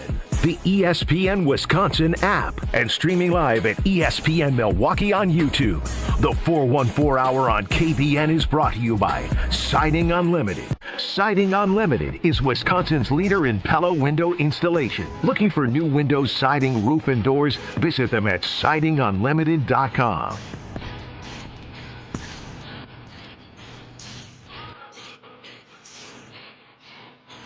It's the 414 hour at 4 on KBN. Nice and personal is Kyle on the YouTube at ESPN Milwaukee looking into the camera. He's Kyle Wallace running the show, producing and hosting. It's Kyle, Brust, and Nortman with you till 5 o'clock on 94.5 ESPN, YouTube at ESPN Milwaukee. And, of course, you have the ESPN Wisconsin app. Can I ask Brad a question? Go ahead. So how much money would I have earned today if I was Strofen? You know how you gave him that $100 for producing, doing his job? He had to lose the money. Yeah. Ben ended up giving it to him. Yeah, which was very generous of Ben. Yeah, you were ready to give it to him too. Where would I have been at? Let's see here. I mean, you've been producing longer than Strofe, right? In general, you've been running board. I mean, Strofe I do one Sunday a year, maybe. We used to do it based off Craig's availability. And Craig is not available. He's as available as Jair Alexander. So I would let you know. I would say the level of reps. It's almost like how I generally tip at a restaurant. Like you start at 20%. And generally speaking, it'll always be there. Now, if you do above and beyond, I'll do 25. And if things are really bad, I'll probably ding it a 15. I won't go to 10. That's kind of how I view it. I'll start you at 100. Theoretical 100, not actual 100. You start at 100. The lack of listening 2 segments ago. That's a good point. My God! You just panicked about pressing a button twice, and you told us off air. But you didn't move. You have some good music. The unlicensed music, I bumped up to 75. And just because I like you, I'd say you're at about 80 right now. All the contributions I have made to this show. Well, Dave from Aaron chimes in on the Carl Bliss Talking text line. Kyle looks like he's randomly hitting buttons into the Bruce room, not knowing what they even do. And that's kind of accurate based off the way that the last hour ended. I will say the product has been smooth. Like I don't think anyone would know. It's like a little bit of a duck with fast water underneath the surface and smooth up top. That's what's going on with Kyle. I feel like things are crazy, but it's working. We're working. It's really I had to hold well. my pee for 2 hours. I'm too old for that. 2 hours? So, yeah, I had to pee almost at the beginning of the show, and then I was like, oh crap, I can't pee, and then I forget to pee during the break. I was thirsty. I ran out of water. I will say I've been doing, the hosting side now full time for over 2 years. Cool. You guys still talk about things in the producer. I don't know what you're talking about. Even in the break, talking about stacks and things like I don't know what you're talking about. It's a complicated job back there. Hey, Dirty D's calling you, Kyle. You guys can have a quick conversation. Hey, Dirty D. No, mic off. I do want to kind of go back to where the end of the second hour went, which was, I believe it was Dave, the Bears fan, who actually brought up something that I think is worth the conversation between the two potential opponents for the Packers, Eagles and Bears. He mentioned that as he was an Iowa fan, seeing Wisconsin, each other all the time. Bears, Packers, they played twice in a short amount of time. They've been good games. They know a lot about each other. And I think there's something to that about I just asked open-ended to everyone, which is a worse matchup for the Green Bay Packers, the Eagles or the Bears, 800-990-3776. Carl Bliss Talking text line, or on YouTube, where you can comment there as well, at ESPN Milwaukee. Because that got me thinking of, we know a lot about both teams, but we haven't seen the Eagles in a while, actually. It's kind of been an up and down roller coaster, as we heard from Jason Wilde earlier. They were egging the offensive coordinator's house, so they've had their ups and downs. But you also saw the Bears twice in 3 weeks. And you saw them to start the season last year with the Eagles, and you saw them to end the season last year. So you've seen the Eagles a lot more than you typically would heading into another matchup where you're guaranteed two opponents you're familiar with. So what's the worst matchup for the Green Bay Packers? Yeah, to me, the worst matchup is the Philadelphia Eagles. I just think they have the Packers' number, right? Frustratingly, you go back all the way to the season opener in Brazil in 2024. Packers play them generally well, but there's almost like a cursed nature that the Packers experience when they play the Eagles, right? Because even that game, Jordan Love tweaks his knee. You give up opportunities on the field. You meet him in the playoff game. Jordan Love throws 3 interceptions. An ugly Monday Night Football game when they played him this season. It just seems like 10-7? 10-7. Or 13-10? 10-7. 10-7. It seems like Carolina the Eagles 13-10. And honestly, too, when you look at it, the Eagles are just completely underperforming for who they are and the experience they have. Their team is still riddled with all pros, right? Just studs after studs after studs. Saquon's gone for 100-plus yards the last 3 games. Yeah, and I just think they that play the Packers going to be another one. And Hurts has been off for some reason, but I still think he's a capable quarterback who does it when the moment's he doesn't hot. have to do as much against the Packers because their doesn't. defense has done really well the last couple matchups against the offense. And Pete chimes in, Pete M375. We don't ever match up well against this version of the Eagles. The Eagles' offense is trash, but for some reason that defense just crushes us. And I think that does summarize everything we're kind of putting into context here about these matchups for the wild card. Yeah, and the lifeline that the Packers do have is a great quarterback in Jordan Love, a smart offensive mind in Matt LaFleur. I do not trust this defense to do much. So the fact that the Eagles have a stifling defense, say what you want about the offense, which is struggling right now. The Eagles defense is playing their best football of the year. So all they need to do is kind of put a lid on this Packer offense, and they're going to walk away with the win because the Packer defense is struggling that much. So to me, I don't want to see the Eagles. I don't want to have to go to Philly. It's interesting, too, because it's much more likely that Chicago will have the 2 seed. I think, a lot more needs to happen for the Packers to go to Philly. It seems really early for these Bear fans to be doing the victory lap that they are. That's why Dave, who called from Illinois, who's kind of cautioning everybody, a very intelligent Bear fan, might I add, it seems so early for these Bear fans to be doing the victory lap because I don't think it's too bad of a matchup with or without Micah Parsons, with or without the injuries for the Chicago Bears already. And that would be a painful loss for the Chicago Bears if it happens in the playoffs. AJ in Baltimore, you're my dog, Kyle, killing on the board today. Woof, woof. Hoo, hoo, hoo, hoo, hoo. Shout out to my boy AJ. I'm actually flying into Baltimore for only like 45 minutes as my layover. So shout out to Baltimore and AJ in Baltimore. You usually never share anything about your details of travel. Yeah, well, where's your final destination? Well, just know I know my boy. I know what AJ do in Baltimore, so I ain't worried about nothing. If y'all want something with me, all them Bears fans want smoke from me. Guess what? I got my boy. Well, look who's calling. Look who's calling. Also, Brad wasn't here for all the Bears stuff. He wasn't. You weren't here. I tagged you in a post on purpose just so you'd get the mentions. Oh no, I saw on social media, and I caught a lot of strays. I mean, it was crazy. I know plenty based on what I saw on social media and from when I could kind of tag in and out of the show. Woo, that was a rough couple days, boys. Rough couple days.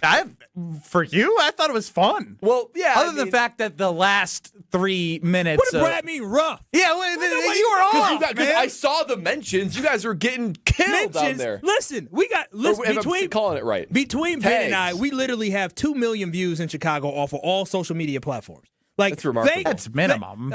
Minimum. I mean, thank goodness that they played yesterday and everything calmed down because it seemed like after the Packers lost and then if the Bears would have won, it would have been like they wouldn't have been listening to anything about the Bears. It would have been back to Green Bay. And then they found a video from like April where we were talking about Coastin Loveland and then it blew up again. What? You don't know this. I don't know this one. Oh my gosh. I'm barely even in the video. I'm in the video in my suit and all I say is, oh, man, Tyler Warren would have been the better pick there for them. Loveland's good, but no. And then Strofe is laughing, and then Will is saying, oh, this is like when they drafted Justin Fields. I feel terrible. And they're roasting us all, and I'm just catching strays. I compliment the kid. I'm catching strays. Goodness gracious. Let's go to Diana McGuanago on the Carbless Talk and text line. Dirty D, you're up. Hey, guys. How was your Christmas? It was great. I'm so glad you were asking me. What up, Dirty D? How was yours, Dirty D? It was very nice. I just wanted to no matter what, I think Kyle's doing an awesome job. My girl. No matter what. Wow. No matter what. Even if he's not doing a good job, you're still doing a good job. You got some supporters out there. I need her to be my evaluator. That's right. You need do you want your baby girl to treat you like Diana treats yes. You need Dirty D in the same room when you do like salary negotiations. I know what you're about, same room. I was gonna say, whoa. Levi, new record, been on hold for 2 hours and 5 minutes. You are up on KBN. What is up, boys? Yo. Great to have Brad back. Good to be back, Levi. I don't get excited. He's gone. Hey, and I also agree with Dirty D, man.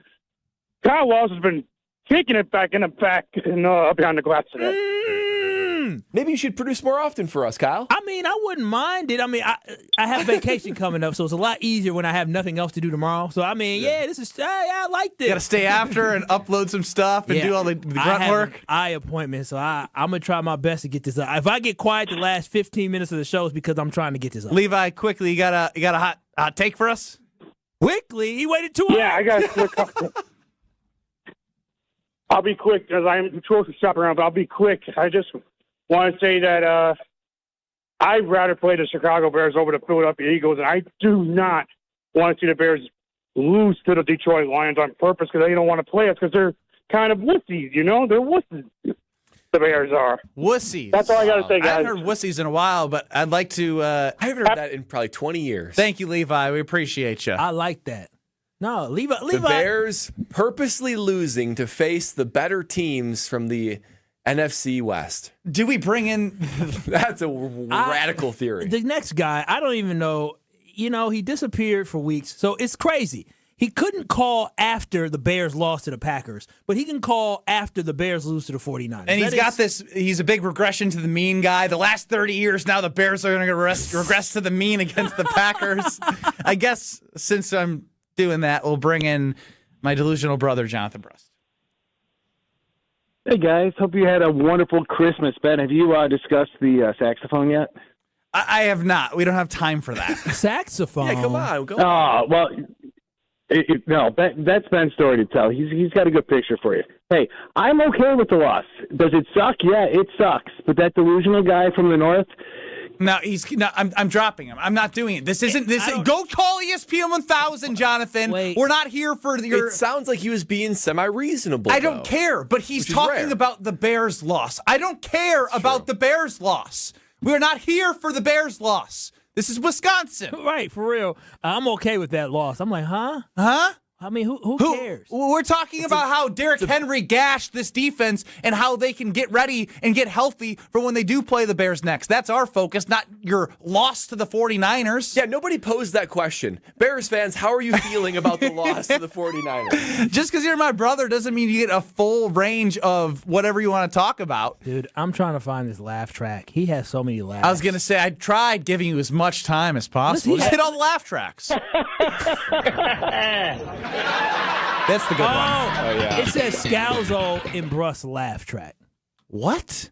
This is relabel that, Strofe, those man. tags need to be He updated. does mail it in when he's producing. You're doing a great job. I think he's back up to $100 of worth of producing. I need that triple money. digits. I need that money. Ironically, I'm going to be a hypocrite here. Uh-oh. Guess what I have written down? Ben Johnson and Caleb Williams, after 1 year, came in the division and took the division. Oh, wow. I mean. And that upset Kyle. That's why I wrote it down, because it upset Kyle. Yeah. We'll get to it. Should. We'll It get should to be it. upsetting. Yeah. We'll get to it, because it is when we look at the Green Bay Packers and the conversations about Ed policy and if the hypotheticals of how this season goes, you have a coach where this wild card game will mean a lot. Is it everything? Is it his contract? No, it's not necessarily like all on that line, but it definitely is going to be part of the story. If Ed policy does not like a lame duck coach, this is a big game. It's not everything, but it's big. We don't know if they play him, but they came in and took the division. This is Kyle, Brust, and Nortman. I have never seen BBL together. I've seen BBQ, barbecue. I've seen other things like that. I've never seen BBL. On ESPN Wisconsin and the ESPN Wisconsin app. We had an earlier accident on 94 at 35th Street. That's cleared. Now we have a new one. This was on the ramp from 175 southbound to 94 eastbound in the stadium interchange.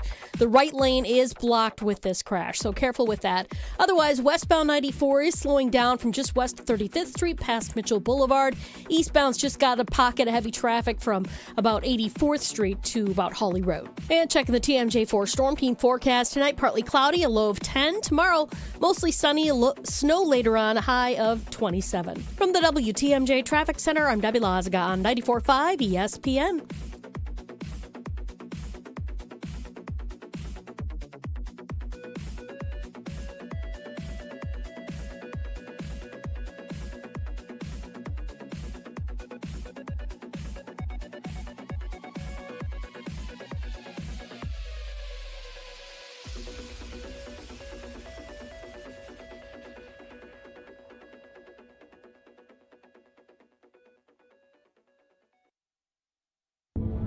Whether it's live or in podcast form, you've heard us on air with all of our shenanigans. Gabe, I'm throwing some. Why are you throwing? I don't want. Now see your favorite 94.5 ESPN shows streaming on video. By me, by the way, I hit that microphone like 4 out of 6 times on that. Subscribe to ESPN Milwaukee on YouTube and get notified when we hit the air live. Plus, you can watch back any second that you miss and see original digital content too. Watch, listen, interact. ESPN Milwaukee on YouTube. Let's get the latest from Lambeau. This is your green and gold fix on 94.5 ESPN. Brought to you by Z-Bart of Greater Milwaukee. Why Z-Bart? Because you don't want rust holes in your expensive vehicle. Let Z-Bart keep the rust away with professional rust protection. Only at Z-Bart. The Packers dropped their third straight game, falling to the Baltimore Ravens at Lambeau Field on Saturday night. Despite 3 touchdowns from Malik Willis, Green Bay's defense couldn't slow down a Ravens rushing attack that piled up 307 yards on the ground. Here's head coach Matt LaFleur after the game. Humbling night. Give Baltimore a ton of credit. They came in here and were in complete control the whole game. And unfortunately, it wasn't up to our standard in regards to how we played, how we coached, and that's what happens. The Packers look to bounce back in their regular season finale on the road in Minnesota against the Vikings. This has been your green and gold fix on 94.5 ESPN. Brought to you by Z-Bart of Greater Milwaukee. Do you want your car to shine like a diamond? Then you need Z-Gloss from Z-Bart. Z-Gloss gives you a mirror finish and protects your paint from everything Mother Nature can throw at it with a 10-year guarantee. Visit zbart.com for more information. Can you feel it? It's the thrill of witnessing a walk-off grand slam, a game-winning touchdown, a buzzer-beating 3. Yeah, you know the feeling. And there's only one place to experience that raw exhilaration. Potawatomi Sportsbook. Catch all the action in a supreme space with dozens of sports betting kiosks, cool drinks, luxe seating, great food, fiery atmosphere, and a monster video wall. Become a legend at Potawatomi Sportsbook. More info online. Must be 21 to enter casino. At Citizens Bank, we believe banking is more than transactions. It's about being recognized and remembered. It's feeling like you're understood and supported along the way. It's the small stuff that says, we know you. Because when your bank gets you, banking just feels better. Citizens Bank. Bank where you belong. Learn more at citizensbankwi.bank/belong. Citizens Bank is member FDIC. Harley-Davidson is an iconic Milwaukee brand, recognized worldwide for its innovation and strength. For many years, Harley-Davidson has partnered with Junior Achievement to prepare the future workforce of our community. Together, we're ensuring young people discover the career path that's right for them. To learn more, visit wisconsin.ja.org. You're listening to Kyle, Brust, and Nortman on ESPN Wisconsin and the ESPN Wisconsin app.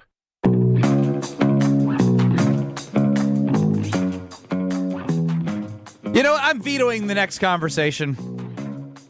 After my brother called in to say I'm not mad about the loss, and it had nothing to do with the Green Bay Packers, it had everything to do with his fandom that we don't care about, well, vetoing the next conversation and moving it towards the biggest one that everyone's thinking about, but just get it off your chest. I want to know. I want to know from everyone, is it rest or get right? Are you resting as many people as you can, or are you, even for the fringe people, playing them because you can't go 4 straight games, potentially losing, heading into the playoffs? But you rest. Jordan Love hasn't played in a couple weeks. Josh Jacobs shouldn't play no matter what. He's like a non-negotiable. It's going to cost me money. He cost me some money. Yep, same. Yeah. I can't believe it, Kyle. Yeah. Rest or get right. I want to know if there's anyone on the get right game, because everyone's bringing it up, but I think the only answer, in my opinion, is rest. Can somebody make the get right game argument for me? Because I don't know how much a get right game in Week 18 with what we've seen and where they're at can actually do that much good for this team heading into the playoffs. The argument for a get right game, which I don't believe in, is 2 things. One, if you're actually going to make a deep playoff run, you got to be playing your best football. And they're playing their worst football of the year. Do you have to? What? Do you have to be? I don't think you have to football? I think it helps. Yes, you do. Yes, you do. How many teams have lost? 2010. 3 or 4. But the Packers won several straight going in just to make the playoffs. Yeah, they won So they were 6 straight to go to become the wild card. Yeah, I can't think of a team. And again, that is with Aaron Rodgers and a lot of more stuff. I can't think of a team that went in like limping to the playoffs and then spun it around and went on a run. However, the problem However, is, what, Brad? The problem is it's not a non-negotiable. Like if you know what, if you're not playing your best football, at least you're still there, right? A non-negotiable would be another marquee player gets hurt, and then you're even down even more guys. Like that you can't come back from. So the answer is you rest. You rest everyone you possibly can. I can think of about 7 guys who are the core of your offense and defense who have no business being on the field. What's Rashawn Gary going to gain? Just more disappointment? Double-digit sacks. You make him play. You make him play. You make Rashawn Gary. I'm making you play as punishment for how depressing and sad that punishment has been. I like that because guess what? He was benched anyway. They don't even want him on the damn field. So actually, he should play. He's the second string. Yeah, he is. He is. I'm not joking. He's playing. Rashawn, you're playing. The only other argument you can make outside of momentum is you are trying to create an environment where you always compete, right? An identity question, right? Where it's like, you know what? Too late. That's my argument. Let's build an identity before we go into the playoffs. Now, when there's absolutely nothing on the line, and this is the last game of year 7. I mean, that's in theory, what Dan Campbell in did. Theory, I believe it, but with the evidence of what we have, like. You know what I mean? Like, if this was year 1 of Matt LaFleur, I could maybe see like, all right, this is who he is. Oh, wow. Like, we're doing this. Yeah, it's a little too late for that, and this isn't the time to sort of flex that muscle. Those are the only 2 arguments I can understand. Momentum, playing your best football, kind of getting right, and or identity, but neither of those are strong enough arguments to protect your guys, to just say, you know what, let's be as healthy as possible going in, and then we're just going to roll them out there and see what happens. Gary, CV, and Nixon need to play. Joe, Pack, Joe, and NC. Yeah, this is like punishment. If you have not done what we need you to do, we're going to punish you, and you're going to have to go play this dreadful game. Kyle, are you team rest or are you team get right? Man, that's my man Corey. He already called. I know. Corey was sharing some stats with me. He said, I know I already called, but I just want to let you know. You're just chatting it up with people back there? Well, okay. Listen. You've gone full Alex Stroh on us. KB Nation. You're kicking your legs up. No. I love KB Nation. Want to show him some love. Corey said, according to him, the last time a team ended the season with losses, which I do believe is true, is when the Packers played the New York Giants in the NFC Championship game in 2007-2008 season. Do you recall that, Brad? I do recall that. We lost in overtime. School. Yep, we lost in overtime. And that year, that was heartbreaking. You're telling me that's the last time that somebody made it to an NFC Championship game? Somebody won the Super Bowl was playing poorly at the end of the year. Now, obviously, I didn't have enough time to fact check that, but that's according to Corey because he said he was at that game. And so somebody else can fact check it while I'm talking. But right now, for me, listen. The most important thing the Green Bay Packers need to find is they need to find rhythm. They need to find cohesiveness. And at the end of the day, whether somebody gets injured or not, what's more important than one guy getting injured, you already lost Micah, right? You already lost the heart and soul of your defense, and you know ain't nobody stepping up in the front 7. So at the end of the day, I need this team to get going. I need this team to have confidence going into the playoffs because after that performance, if the next time... Kyle, you already proclaimed the season was over, so why are you doing that? Because they need to find something to get some type of hope. Because so you're resting nobody? No, what I'm saying is this. Jordan Love needs to play at least in half. The defense needs to play at least like Xavier McKinney. He can come out early. You know, you could take out Evan Williams early as well. But there's some guys that I need out there the entire time. That whole D line, as you said, they all need to play. Both my inside linebackers, maybe take out Edrin Cooper and I guess Edrin and Quay can come out at some point. But I need this team to play at least a half of football because you can't go into the playoffs after that terrible performance that you had against the Ravens, especially if you may have to play the Philadelphia Eagles, who have Saquon Barkley, who have a quarterback in Jalen Hurts, who can run the ball as well. I can't have them having that nasty taste in their mouth if they have a chance to win. But I'm telling you, are. They're not like an injury. Oh, if somebody gets hurt, the Packers aren't going to win the Super Bowl. More than likely, somebody gets hurt or doesn't get hurt, the Packers aren't going to win the Super Bowl. There's plenty of guys that you can't get necessarily injured. Jordan Love being first and foremost, but we've seen what this offense is like. If Christian Watson, who's already semi-injury prone, if Christian Watson goes down, this offense loses a whole dimension. You're talking about guys. I'm just sitting him regardless because he's earned it. Yeah, I mean, for sure. I just think there's so many guys that if you lose them, the thing is, we're not even talking about like losing them for the season. There's one thing to be like, oh, it's preseason. If the guy tweaks his ankle, he's out for a couple weeks. If you tweak something, you're out for next week. That's the problem. So we're not even concerned about long-term injuries. Small, which are already at a maximum right now. You already have. You're already tired. You're already banged up. You already have like the thing that's not on the injury report that's been bothering you. Yeah, a soft tissue injury can pop up at any moment, and then you're out for 2 weeks, and that's the whole rest of the season. Oh, phooey. Chris chimes in on the Carbless Talking text line. The whole defense needs to play. They got their rest last week. That's good. That's really funny. They were bad. They were really bad. Oh my gosh. Harrington Valentine. The thing is, I can't get it out of my head. Dallas Goedert now. On defense, I can't think of anyone where it's like, oh, you know what? We got to protect him. McKinney. Okay, McKinney. Yeah, true. McKinney. But outside of McKinney, I would even though Quay is it's like that's kind of heading the wrong way. Had a bad game. Like this back half of the season. That's how few defensive studs that we have as the Packer team, to where it's like you can't even be like, you know what? We got like Micah would be that guy. But outside of Micah and Xavier McKinney, there's few guys that you look at and be like, we need to protect him at all costs. They're just not as crazy as this sounds. You gotta protect Keyshawn Nixon, and not because he's God's gift, but if he goes down, then what? They already want to bench Carrington Valentine. Nate Hobbs is banged up. I mean, Bo Melton's really playing a lot of quarterback then. Tell me I'm not wrong on that one.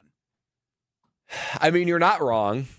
That's just a sad state of affairs. I just heard Bo Melton playing. I'm just like, uh-oh. Kyle, Bullard. Hear me out on this one. I actually think it's to the Packers' benefit to sit Keyshawn Nixon, because if he goes down, and we know he's not God's gift, but he's at least serviceable. Yeah, Bo Melton. Well, you don't have anyone Bullard. serviceable behind. Yeah. I mean, both the teams you might have to match up on, all I remember is games ending with him chasing. I believe it was him defending Devontae Smith on that touchdown. Was that him? No, that was Evan Williams. Oh, it was Evan Williams. But Keyshawn Nixon got beat against Chicago. As I remember. And then I feel like he also got beat against the Broncos a couple times. Yeah. I mean, could you imagine how like do you believe that Carrington Valentine? And I want to get back to that because we're just like now just talking about the cornerbacks, which we knew were going to be a thorn in the side. Now it's even more exposed. Oh, it's horrible. Can you believe that the same guy that got juked by Zay Flowers, tossed by Derrick Henry, is the same 7th-round pick talking smack to Jamar Chase? Well, that is crazy. He locked up Jamar in his opportunities. Okay, let's slow down here. He locked him up. Listen, I love CV. So, hey, get stiff-armed all you want, buddy. Just no, don't. He got benched twice because he can't tackle. Yeah, it was pretty bad. It was he really can cover, bad. he just can't tackle. Yeah, and even on Better the not catch the ball. The touchdown that Zay Flowers had, I mean, he wasn't in terrible coverage. Just got beat. I mean, I don't. Bill and Delavan, you're on the Carbless Talking text line with KBN. You resting or are you getting right? Or trying to, at least. In between. I'm saying treat it like a preseason game. Play them for a series or two to get a little rhythm and then sit them. I hear you, Bill. I hear you. That's right. I don't know. There's the whole thing that goes into there's warm up. Then there's the mental part of like protecting yourself for 1 or 2 series. Like it's easy to say, hard to do. We need a win. Like, listen, we can't go 4-game losing streak going into the playoffs. The other problem is you have only a certain amount of active players on game day. Correct. So all of those if you're guys asking are going them to play, somebody's got to be inactive. So you pull out, 7 guys. Let's make somebody's practice squad dream. Yeah, go ahead and do it. You pull out all those Get guys. That minimum game check. So the Packers go into the playoffs with a 4-game losing streak. You're excited, huh? It is what it is, man. Health is more important right now. Josh Jacobs literally has a bone bruise. He shouldn't play. He does. Jordan Love, I guess, is it worth getting rhythm off concussion to be in the same spot? Let me go through, because there's probably going to be, how many inactive guys are there? Like 7 or 8? So we can agree on Josh Jacobs. It's almost like stop me when you say Josh Jacobs, Jordan Love, Christian Watson, Zach Tom. Yes. Even because he's been injured. Xavier McKinney. Yeah. There's 5 already that are your core. I'm trying to think if there's anyone else that's worth protecting. I can't think. Maybe one of the Cooper, linebackers. Maybe Cooper. Kyle, any of those guys you veto and you saying, no, we're playing? Josh Jacobs. Listen, if you can't go out there and play and not get hurt, I mean, injuries are inevitable. So any one of those guys outside I of understand Josh what happened Jacobs? with Christian Watson Are you playing last Love? year. Are you playing Jordan Love? Hell yeah, I'm playing Jordan Love. The whole game. Jordan Love, he played, the whole game? Well, not the whole game. I'm playing Jordan Love for a half. Jordan Love has not played a full football game. We did this last year and since he the got Denver hurt. Broncos I understand that, but let's make worse. What I'm saying is this. The Packers need to find a rhythm before they go into the playoffs. They're already behind the 8 ball because they do not have, in my perspective, as the current roster does not have the talent and the pieces in order to be successful. So I think they should play at least in half and then see what happens after that. But they got to get some type of reps. Kyle Wallace cares more about a win than the health of the team heading into the wild card weekend. So I see you on the Carbless Talking text line. We will get to you at 800-990-3776 and have this conversation because I can't believe that Kyle, who believes the season is over, is now scrapping to make sure the guys play. It's very confusing around here. We continue on next. You're listening to Kyle, Brust, and Nortman. We've called him Whitey Tighties. We've called him the Hall Monitor. He's Jesse Nelson. Like, he's just, I am Jesse Nelson. Kyle, you're Jesse Nelson. On ESPN Wisconsin and the ESPN Wisconsin app.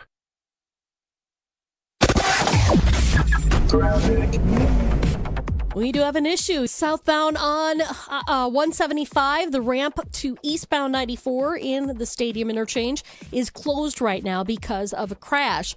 So you won't be able to use that ramp to get onto 94. You're going to have to go along Blue Mound Road or Wisconsin Avenue to try and get onto the freeway using some of the other on-ramps. On eastbound 94, we've got some delays from 76th Street all the way to Hawley Road. Westbound is a little tight right through the stadium to about Mitchell Boulevard. Everything else seems to be holding its own. We're not seeing too many other delays or actually even any incidents. Tsunami Express Car Wash is now open at 10928 West Oklahoma Avenue. Wash, chill, repeat. And checking the TMJ4 Storm Team forecast. Tonight, we've got partly cloudy skies, a low of 10. Tomorrow, mostly sunny. Snow later on, a high of 27. From the WTMJ Traffic Center, I'm Debbie Lazaga on 94.5 ESPN.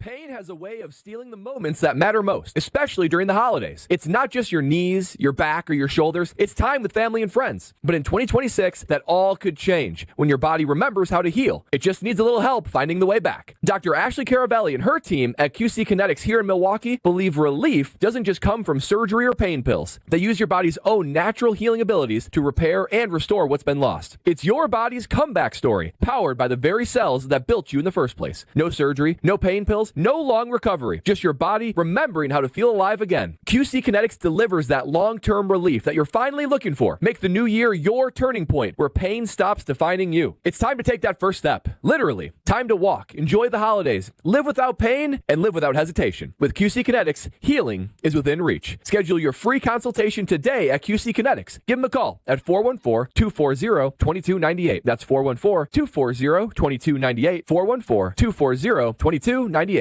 Hi, I'm Brittany Miller from Big Frog Custom T-Shirts and more. Custom T-shirts, sweatshirts, jackets, hats, you name it, we can do it. Big Frog Custom T-Shirts and more is family owned and all about celebrating life's big moments. Maybe it's a milestone birthday, a celebration for your child's first goal, or that work fundraising event. We are everyone's printer. No minimum orders, affordable designs, and help straight from me and our team. We're the one-stop shop for all your custom needs. Start your project today at bigfrog.com/Mequon. The shot clock's winding down, and Saturn Lounge scores at the buzzer. When your marketing needs a slam dunk, our team drives the lane with creative strategy, branding, websites, video storytelling, and marketing campaigns that win. We run the full court press in every engagement, pushing the pace, finding that open shot, and delivering the highlight reel results. Our Saturn Lounge team ensures that your marketing content and campaigns dominate like a champion. Don't settle for a turnover or a missed shot or a wasted possession. Let Saturn Lounge run your marketing game plan now. To tell the world your story, visit SaturnLounge.com today. UW Credit Union presents the Student Athlete of the Week, supporting local student athletes as they grow on the field, in the classroom, and in the community. UW Credit Union is here for every you. Learn more at uwcu.org. With your UW Credit Union Student Athlete of the Week, I'm Will Summers. This week's UW Credit Union Student Athlete of the Week is Elkhorn senior Kyron Lyle. Lyle powered Elkhorn to a 3-0 week, picking up 2 Southern Lakes Conference wins along with a non-conference victory. She opened the week with 23 points and 8 rebounds in a 62-48 win over Waterford. She followed that with a dominant all-around performance in a 53-23 victory over perennial conference power Union Grove, recording a triple-double with 17 points, 18 rebounds, and 10 assists, while also adding 5 blocks and 4 steals. Elkhorn capped the week with another win over Waukesha West, continuing its strong early season momentum. A 3-sport athlete and a Division I commit to UW Green Bay, Lyle continues to shine at the highest level. Congratulations to Kyron Lyle, your UW Credit Union Student Athlete of the Week. You're listening to Kyle, Brust, and Nortman, KBN, on ESPN Wisconsin, ESPN Milwaukee on YouTube, and the ESPN Wisconsin app. Grimal and Associates Insurance protects what matters most, and I can tell you I sat down with Mandy. She runs a great team for over 30 years in the greater Milwaukee area. We have another call scheduled for Friday as I'm looking for the right home and auto policies, and they're backed by personalized American Family Insurance-backed service. But more importantly, the service that I've gotten from the team after talking with Mandy, and then right away when I asked for some quotes, they were on it. Holidays or not, they gave me a timeline and they met it. They followed up the appropriate amount of times. And now I'm set up to make sure that I'm locked in with the best possible coverage with where I'm at in my life. And you can have the same experience by going to teamgrimal.com. Connect with Grimal and Associates at Team Grimal, Team GRAMOLL.com. It is Kyle, Brust, and Nortman, with Kyle Wallace being the producer, host extraordinaire, mostly producing, half hosting. Ben Brust and Brad Nortman here as well. 800-990-3776 is the Carbless Talk and text line. The conversation was what everyone's talking about. Get right against the Vikings and Brian Flores and risk some injury, or get healthy, potentially 4-game losing streak heading into the wild card. We'll go over to Bill Johnson, a teammate in Beaver Dam. Bill, hey, what's going on?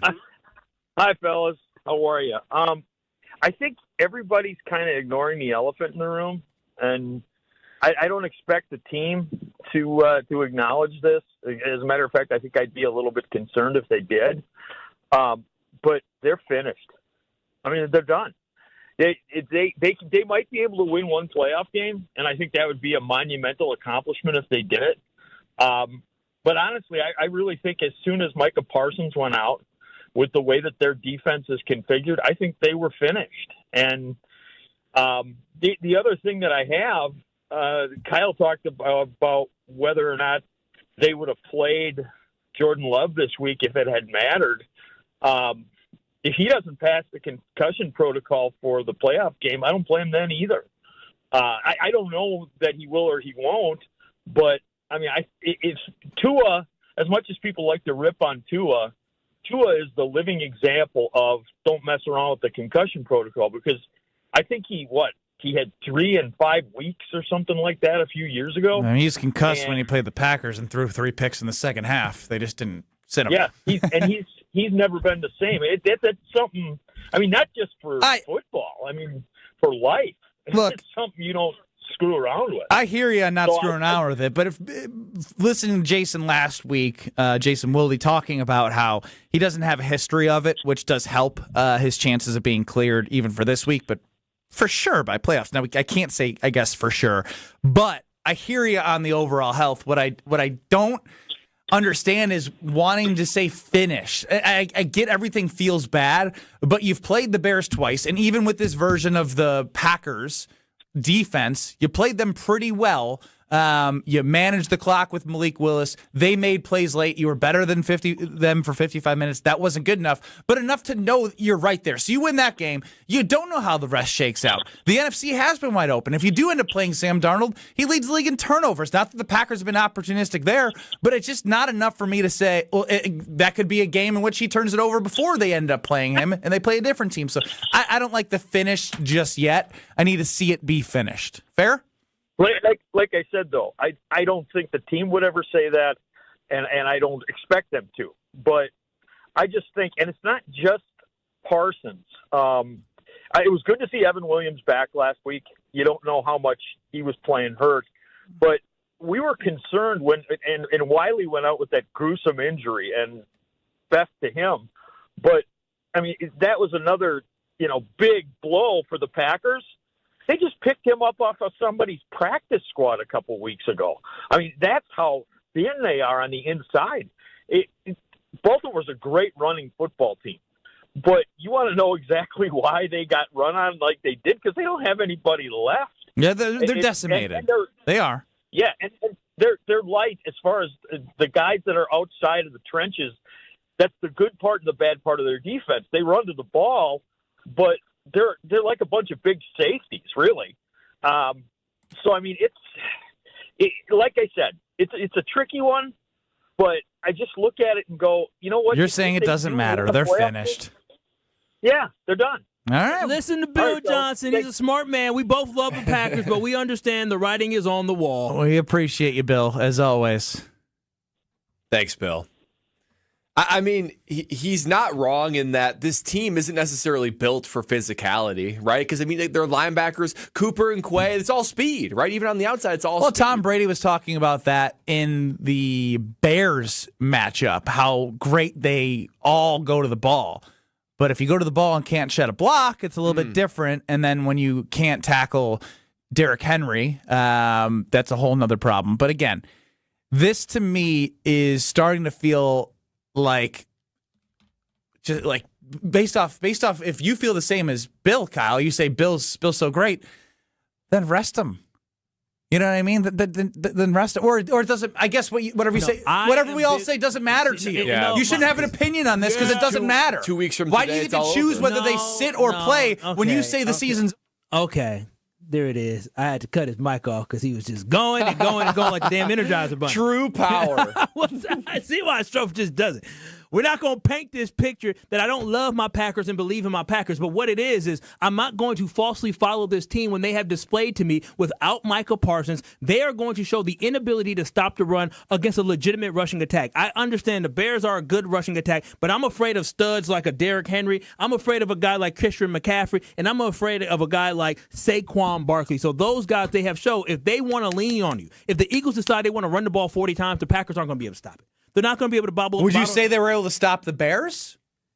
Despite no explosive plays, they still ran the ball really well in that first matchup. But it wasn't to the point where... And then they kept the ball away from them in the second matchup. It wasn't to the point where they can just run the ball and not throw it. They ran the ball 53 times. Their quarterback threw for 107 yards, I believe. Yeah, it was pretty bad. Tyler Huntley Snoop didn't have to do much. He didn't have to do much. Why? Because he could just hand the ball off right, hand the ball off left, complete a little quick pass, and keep handing the ball off. Or a quick little first down run. Yeah, and so those legs. And so the thing is that they have exactly the same formula that the Eagles can put on the Packers is what the Ravens did. So again, my hope in the Packers moving forward is simply that we just don't have the horses right now to make a deep playoff run. And the problem I have is that they did not go into Saturday's game as if their backs were against the wall, as if their season was on the line. That is the mentality I wanted the Packers to have because they still had a shot for not saying that this home field advantage is going to help you win a Super Bowl, but when you're down like this, it'd be nice to be at home. When you haven't won an NFC championship yet, it'd be nice to actually go win an NFC championship. So now you're spiraling. No. So all I'm saying is this: the Packers need to show some type of life. And I can't sit here and assume just because they rest guys and they're healthy. All right, here we go. They have a better chance of showing life healthy than they do even more beat up. And I do think that there's something to what Kyle's saying in the way that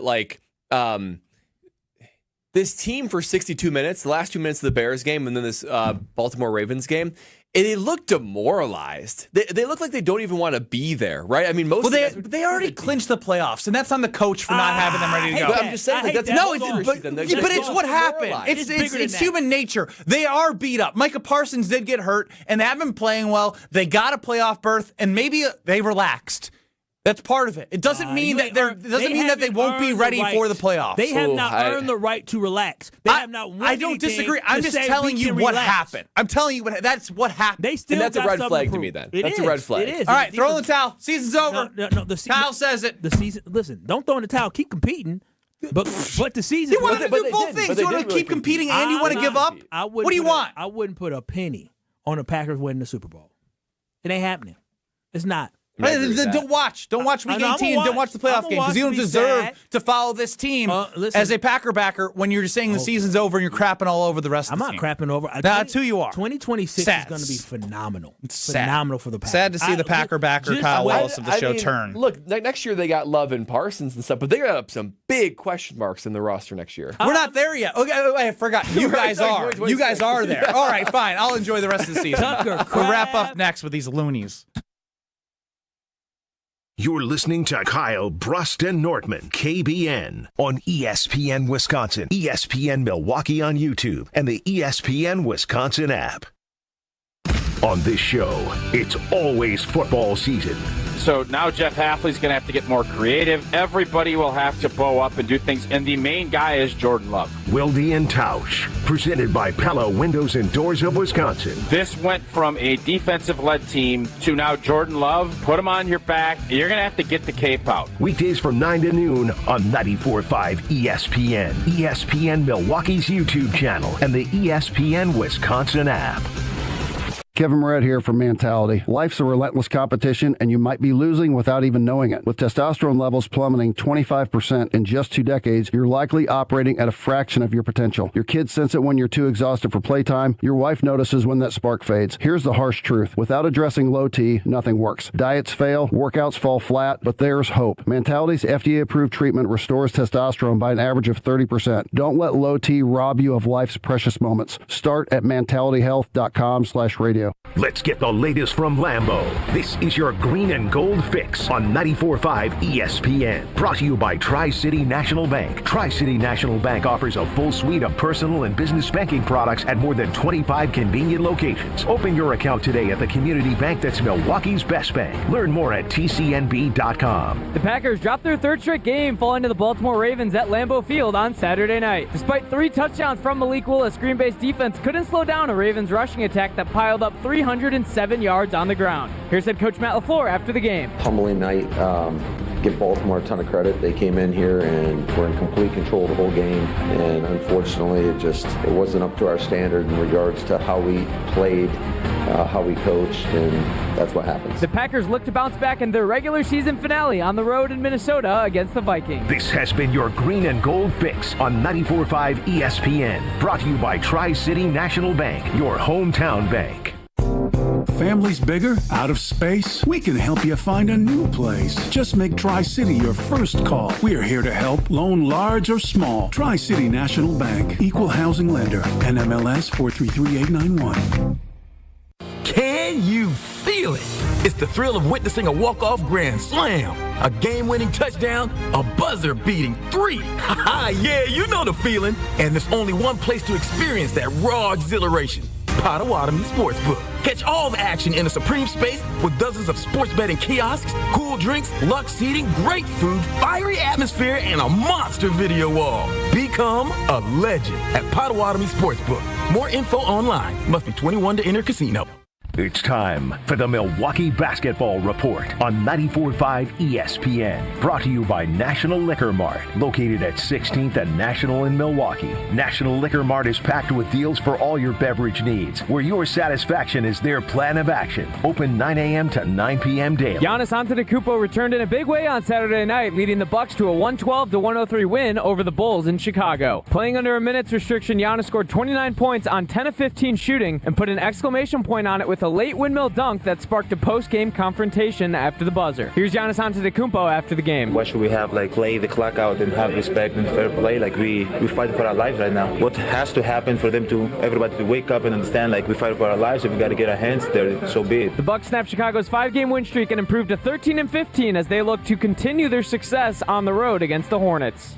This has been the Milwaukee Basketball Report on 94.5 ESPN. Brought to you by National Liquor Mart. Students learn best when they can put their knowledge into action. JA's Stock Market Challenge teaches high school students how to analyze stocks and how current events impact value. Thanks to RSM, our partner that makes this program possible. It's just one of many ways JA brings learning to life. To learn more, visit wisconsin.ja.org. You're listening to Kyle, Brust, and Nortman, KBN, on ESPN Wisconsin, ESPN Milwaukee on YouTube, and the ESPN Wisconsin app.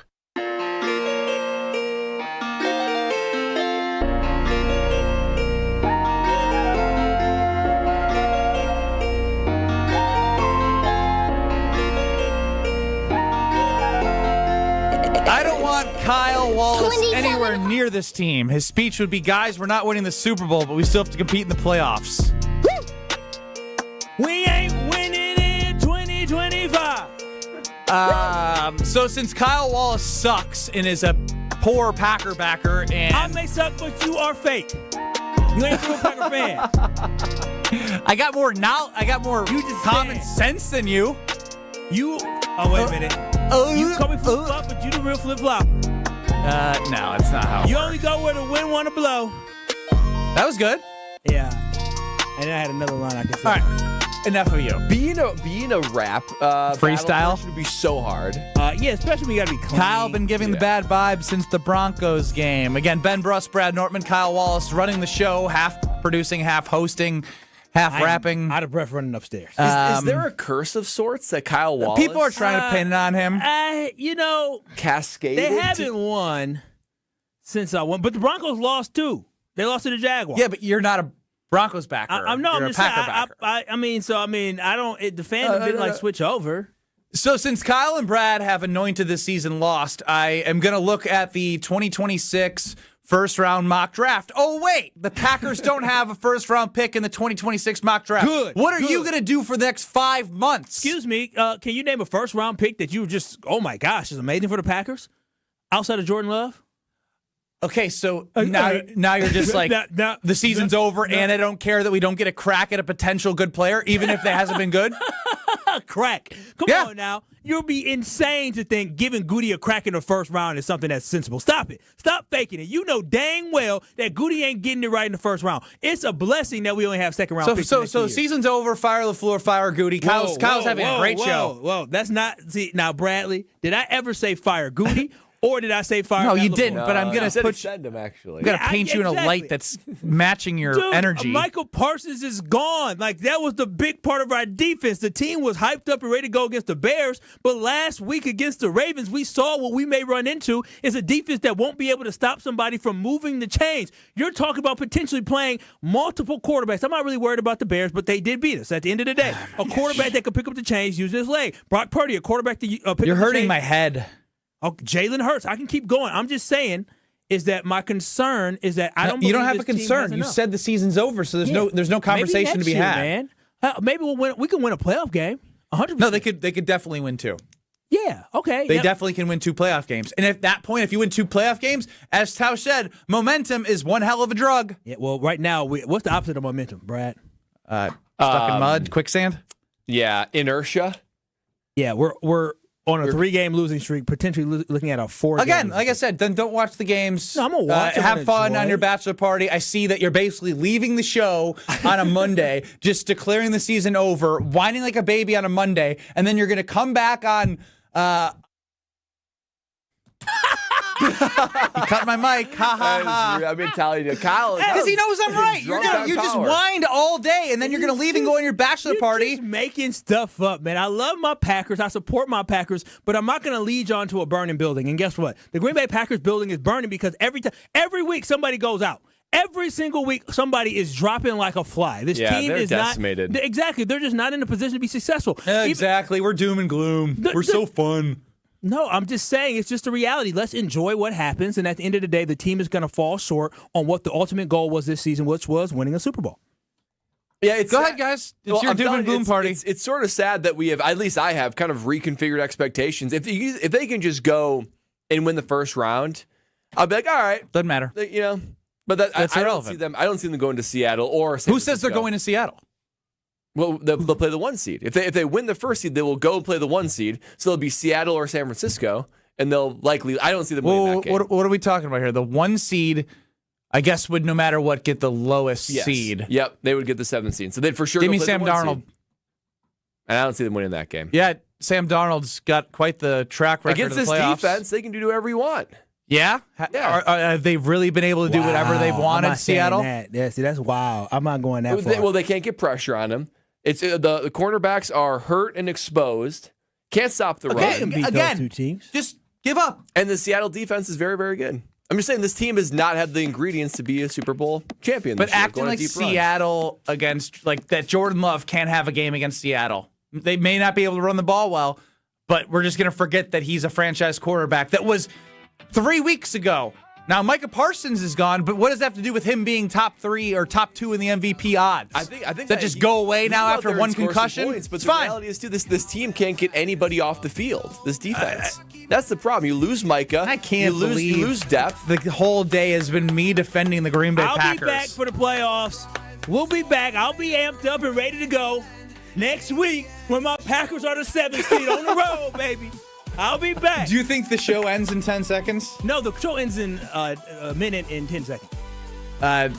We started the music earlier, so I just I wanted don't know to if it check. was a minute or 2 minutes. He got multiple things saying 4 p.m. closeout. I don't know. Stuff is a mess. What I do know is I will be hosting Kyle Brust and Nortman. Oh, yeah. With Captain Underpants, Mr. Whitey Tighties himself, Jesse Nelson, the hall monitor. That is can't miss. That is can't miss radio right there. Yeah. I'm going to listen. Can't miss. Who's leading the show? I'm not letting that twerp lead the show. Is he going to be coming to Milwaukee? You going to Madison? I ain't going anywhere. I will be here, and if I can see him on the screen, he will speak when spoken to. Oh, wow. Wow. That's crazy. Who's producing? Full-time Will. Okay. Oh, you know, Will's going to fold for Jesse Nelson, so this will be a fun show. I'm going to listen. Bunch of nerds with me. Yeah. I agree. Can't wait. Wait, did you get to 10 wins on Are You Smarter Than Ben Brust? I did! It shouldn't count. It shouldn't count. Oh, shut up.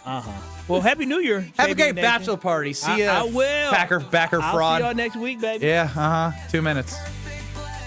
KBN's the show that never ends.